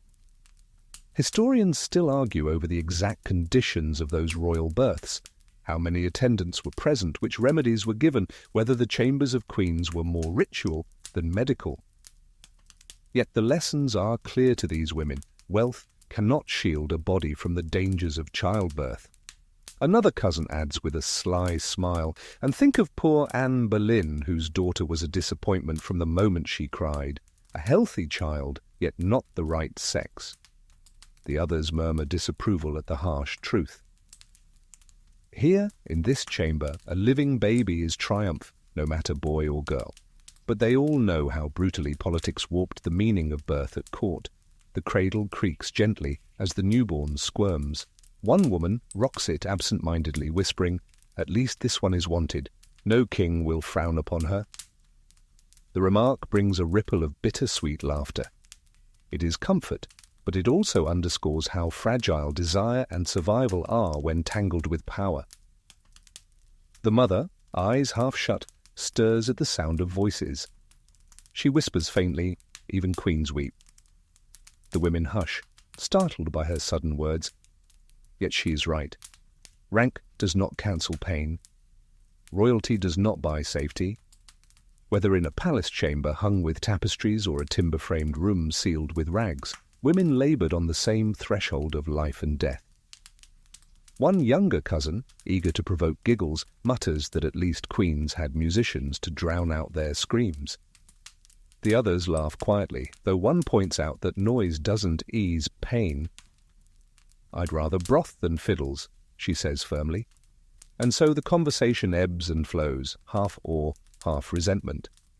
They imagine velvet canopies, golden cradles, priests and nobles lining the chamber. Yet they know, too, that no amount of splendour could guarantee survival. Queens and commoners alike clutched crucifixes, begged saints for aid, and prayed their bodies would not betray them. The midwife finally raises her hand, ending the talk. "Think less of queens," she says, "and more of the child before us." Her tone is firm but not unkind. The women nod, their gazes turning once more to the small, swaddled figure. The cradle rocks again, its quilt rustling softly, as if to remind them that this child, not those of queens, is what matters now. The chamber is hushed again, though not from exhaustion alone. A new subject curls into the conversation like smoke: the law. One aunt, her voice low, recalls how every midwife in the parish had been forced to swear oaths before the bishop. "She promised not to use charms or witchcraft," she mutters, glancing toward the midwife with a half-smile, though we all know words whispered in the night can be stronger than any doctor's salve. The midwife does not deny it, but her face hardens. She knows too well the precarious balance she walks. By law, she must swear loyalty to both church and crown, to serve honestly, to report any suspicion of illegitimacy, and to bear witness in disputes of inheritance. Her work does not stop at birth. It spills into courts, records, and rumours. She is healer, priestess, and sometimes reluctant spy. Historians still argue whether these oaths empowered or shackled midwives. Some say the vows gave them authority sanctioned by the church. Others claim the same vows turned them into scapegoats, punished swiftly if a birth went wrong. In this chamber, though, you sense the burden. The midwife's authority is not just practical, it is political. One mistake, one death, one whisper of witchcraft, and her entire life could unravel. One cousin leans forward, eyes wide, whispering, "I heard a midwife in the next town was tried because the babe was born still. They said she cursed it." Another adds that such accusations often came from grieving fathers, desperate for someone to blame. The chamber grows tense at the story. Everyone knows it could be any of them next. The mother, drifting in half-sleep, stirs faintly. She murmurs, "She saved me," as if to ward off even the suggestion of blame. The midwife squeezes her hand gently, but her gaze remains distant, perhaps remembering others who did not rise to defend her. The women trade quieter tales of midwives hauled before magistrates, of neighbours whispering when babies came too early or bore suspicious features. They know the midwife stands between praise and ruin, her fate tied not only to her skill but to luck and rumour. You realise that the very woman who commands this chamber could be undone tomorrow by a stillbirth or an accusation. The cradle rocks faintly, its gentle creak a reminder of what is at stake: inheritance, legitimacy, the fragile thread of lineage. If the child had been born into a noble house, the midwife might have been called to testify under oath whose child it was, whether it was born alive, whether it drew a breath. Her words could alter titles, estates, marriages. Even here, in this modest room, her presence carries the weight of law as much as of healing. One of the older women shakes her head, muttering, "They give us all the pain, and the law still finds ways to bind us." The others nod grimly. Childbirth may belong to women, but men's laws hover just outside the door, ready to judge what happens inside. And so the midwife sits in the glow of the fire, her hands folded, her eyes steady. She has brought forth life tonight, yet her role is never safe, never simple. Her authority is both shield and target. The mother sighs, clutching her child tighter. The cradle creaks again. And you sense that within these shuttered walls, survival is not just about blood and breath. It is about oaths, whispers, and the fragile trust placed in the hands of women who are both revered and feared. The fire crackles low, shadows stretching across the walls, and in that flicker you realize how few voices from rooms like this ever reached parchment. For all the chronicles of kings and battles, the cries of women in childbed were barely recorded, except when something went terribly wrong. What you're hearing now, these whispers, these jokes, these gasps, would vanish into silence once the chamber opened again. One cousin sighs. No one writes of us. She dips a cloth in warm water, wringing it out over the basin. Only queens get their sufferings put to page, the rest of us, forgotten. Her words carry a quiet bitterness. Another woman responds with a shrug. Perhaps it is better. If men wrote it, they'd make it sound grand, not grim. Nervous laughter follows. You can sense they know the truth. Their voices will not travel beyond these shuttered walls. Historians still argue how to recover these lost experiences. A few court cases survive where midwives testified about a birth, or where parish records noted illegitimate children. But the ordinary voices, the gossip, the chants, the jokes, rarely left any trace. What we know is built from fragments, scattered mentions, half-remembered notes in margins. The silence is louder than the evidence. The mother, drowsing, murmurs softly, "Let her remember me." Her words are faint, but the women lean close, nodding as though to promise. They know too well how quickly memory fades, how a woman's ordeal is swallowed by routine, how only the child's future is recorded while the mother's labor dissolves into whispers. One aunt begins telling the story of her grandmother who bore 12 children, only 3 of whom lived.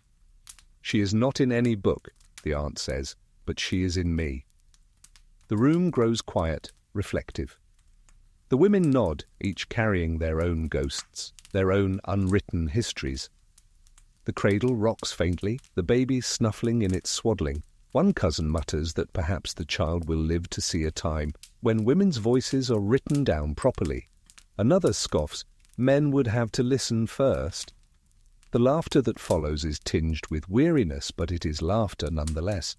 You sense the irony. In this room, women wield enormous power, life and death balanced in their hands, rituals performed, commands obeyed. Yet outside, their power fades into invisibility. Their work is unrecorded, their wisdom dismissed, their authority bound by oaths and suspicion. The midwife, quiet until now, speaks firmly. "We remember each other. That is enough." Her voice carries weight, finality. The women nod, though you feel the silence stretch again afterward. Is it truly enough? Memory in whispers is fragile. Candles burn out, voices fade, stories are forgotten. The fire pops, sending sparks against the hearthstone. The cradle creaks, the baby sighs, and the women, wrapped in shawls and shadows, sit watchful, knowing their world is one of resilience, unmarked by ink. Their voices may never reach parchment, but here, tonight, they are present, living, breathing, enduring. The night wears on, and though the mother rests, the women remain wakeful.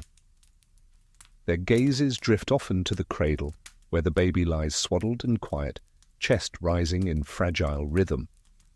One cousin whispers, "The first year is the true trial." The others nod solemnly. They know the truth too well. Birth is only the first battle. Survival beyond it is far from certain. The midwife adds softly, "A quarter of babes are buried before their first Christmastide." The words are matter of fact, not cruel. It is the arithmetic of Tudor life. You see the women shift uncomfortably, each remembering small graves, each remembering nights when lullabies turned into laments. The women begin trading their stories again. One recalls her firstborn, taken by a fever after only a week. Another remembers a neighbour's child who wasted away, nursed and nursed, but never filled. The stories fall heavy in the room, though they are told without tears. Sorrow here is worn like an old garment, familiar and threadbare. To push back against the weight, charms are mentioned. One woman swears by tying red thread around a baby's wrist to protect against the evil eye. Another insists that keeping iron nails near the cradle guards against fevers. A third mutters that bathing a child in beer makes it hearty. The midwife shakes her head at the last suggestion, yet she does not laugh. She has seen stranger things done. Historians still argue how much of infant care was grounded in practicality and how much in superstition. Swaddling did keep babies warm. Coral beads might have served as teethers. But other customs, feeding pap made from bread and ale, for instance, surely did more harm than good. Still, in a world of uncertainty, every act became both care and prayer. The mother stirs, reaching a weak hand toward the cradle. Her voice, faint, rasps, "Promise me, keep her safe." The women murmur reassurances. They list the protections already in place, the coral bead, the salt sprinkled in corners, the rosemary tucked into the quilt. Each charm is recited like an oath, a shield against the grim statistics hovering just outside the chamber. One aunt recalls how her baby's first smile was said to be a sign the child would live. Another adds that if a child sneezed in its sleep, angels were counted as guarding it. These small omens mattered deeply here. They make survival feel less like a gamble and more like a story with signs to follow. The baby shifts, hiccups, then sneezes twice. A ripple of relief spreads through the women. "Strong lungs," one whispers. "Angels near," says another. Even the midwife smiles faintly, letting them believe. And you realize that this cradle is more than furniture. It is a battleground of faith and fear. Every breath the baby takes is watched, measured, weighed against centuries of loss. Every charm hung upon it, every story whispered beside it, is a defiance of the silence waiting in graveyards outside these walls. The fire burns lower, the herbs turn to ash, and the chamber holds its fragile vigil.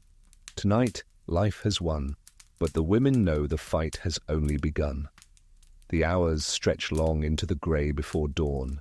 The fire has sunk to embers, and the air in the sealed chamber is heavy with the mingled scents of smoke, sweat, and lavender. The mother drifts in a half-sleep, her hand resting against the cradle as if tethering herself to life through the small body within. The women sit, slumped on stools, shawls pulled around their shoulders, whispering less now, their voices softened by fatigue.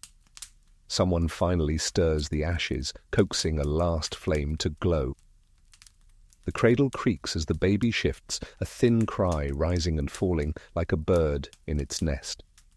The midwife bends over, checks its breath, then nods, satisfied. She whispers a blessing and the others cross themselves, grateful for each sound the child makes. The mother opens her eyes briefly, gazing at her baby, then at the circle of women around her. She mouths a single word, "Thank you." The gratitude is quiet, fragile, but it seems to ripple outward, warming the room more than the embers do. Yet the silence that follows is not just relief, it is recognition of how narrow the margin has been. They all know too many names of women who did not rise from the birthing stool, too many infants who never filled their cradles. The midwife keeps her face steady, but even she cannot escape the knowledge that luck has been as present as skill. Historians still argue whether rituals or remedies mattered most in survival. Was it the binding cloths, the broth and wine, the herbs of fennel and sage? Or was it chance, hidden infections, the mercy of timing? In this room, the answer hardly matters. What mattered was endurance, the gathering of women, the refusal to let either mother or child slip away without a fight. The women exchange faint smiles now, small victories in their eyes. One aunt whispers that the baby will live long because those who fight hardest to enter the world stay longest in it. Another laughs softly, saying she has heard that before but hopes it is true. The cradle rocks gently, as if agreeing. The shutters remain closed, the keyholes still stuffed with wool, but already the thought of dawn hangs in the air.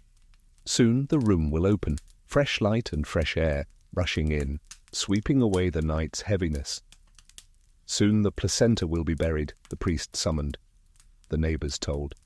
But for now the chamber is still a fortress, keeping its secrets wrapped tight in linen and silence. You sit with them in this final hush, watching the mother doze, the baby breathe, the women lean on one another. The echoes of groans, prayers and chants still cling to the beams, but they soften now, fading like smoke. And so as dawn creeps unseen behind shuttered windows, the story of this Tudor childbirth room settles into memory. Half miracle, half ordeal, all survival. And now, as the embers fade, let the pace slow with them. Imagine the air cooling, the weight of smoke lifting, the hush of a room that has finally released its cries. The mother sleeps, her child swaddled beside her, and the women sit in silence, their long night's work done. There is nothing frantic left, no sharp command or whispered charm. Only the soft rhythm of breath, the sound of fabric shifting as someone gently rocks the cradle. You might picture the shutters slowly opening at last, letting in the first light of morning. The air is fresh, the sky pale, and the outside world feels distant, unthreatening. The chamber, once suffocating and tense, now holds only calm. Fear has ebbed away, leaving the quiet certainty that, for this night at least, life has prevailed. Let your own breathing match the cradle's slow rocking. Inhale with its rise, exhale with its fall. The sounds of Tudor superstition, of chants and charms, have drifted off into the night, leaving you safe in the stillness. Every detail of the ordeal, the herbs, the relics, the cries, fades softly into shadow, as if wrapped in swaddling cloth of its own, tucked away for rest. You are left with only the gentle hum of the world as it wakes. The faint call of a bird outside, the murmur of wind against the shutters, the steady heartbeat of a room that has endured. Let those sounds carry you now, loosening your own body, drawing you down into rest. The mother sleeps, the baby sleeps, the chamber sleeps, and so too may you.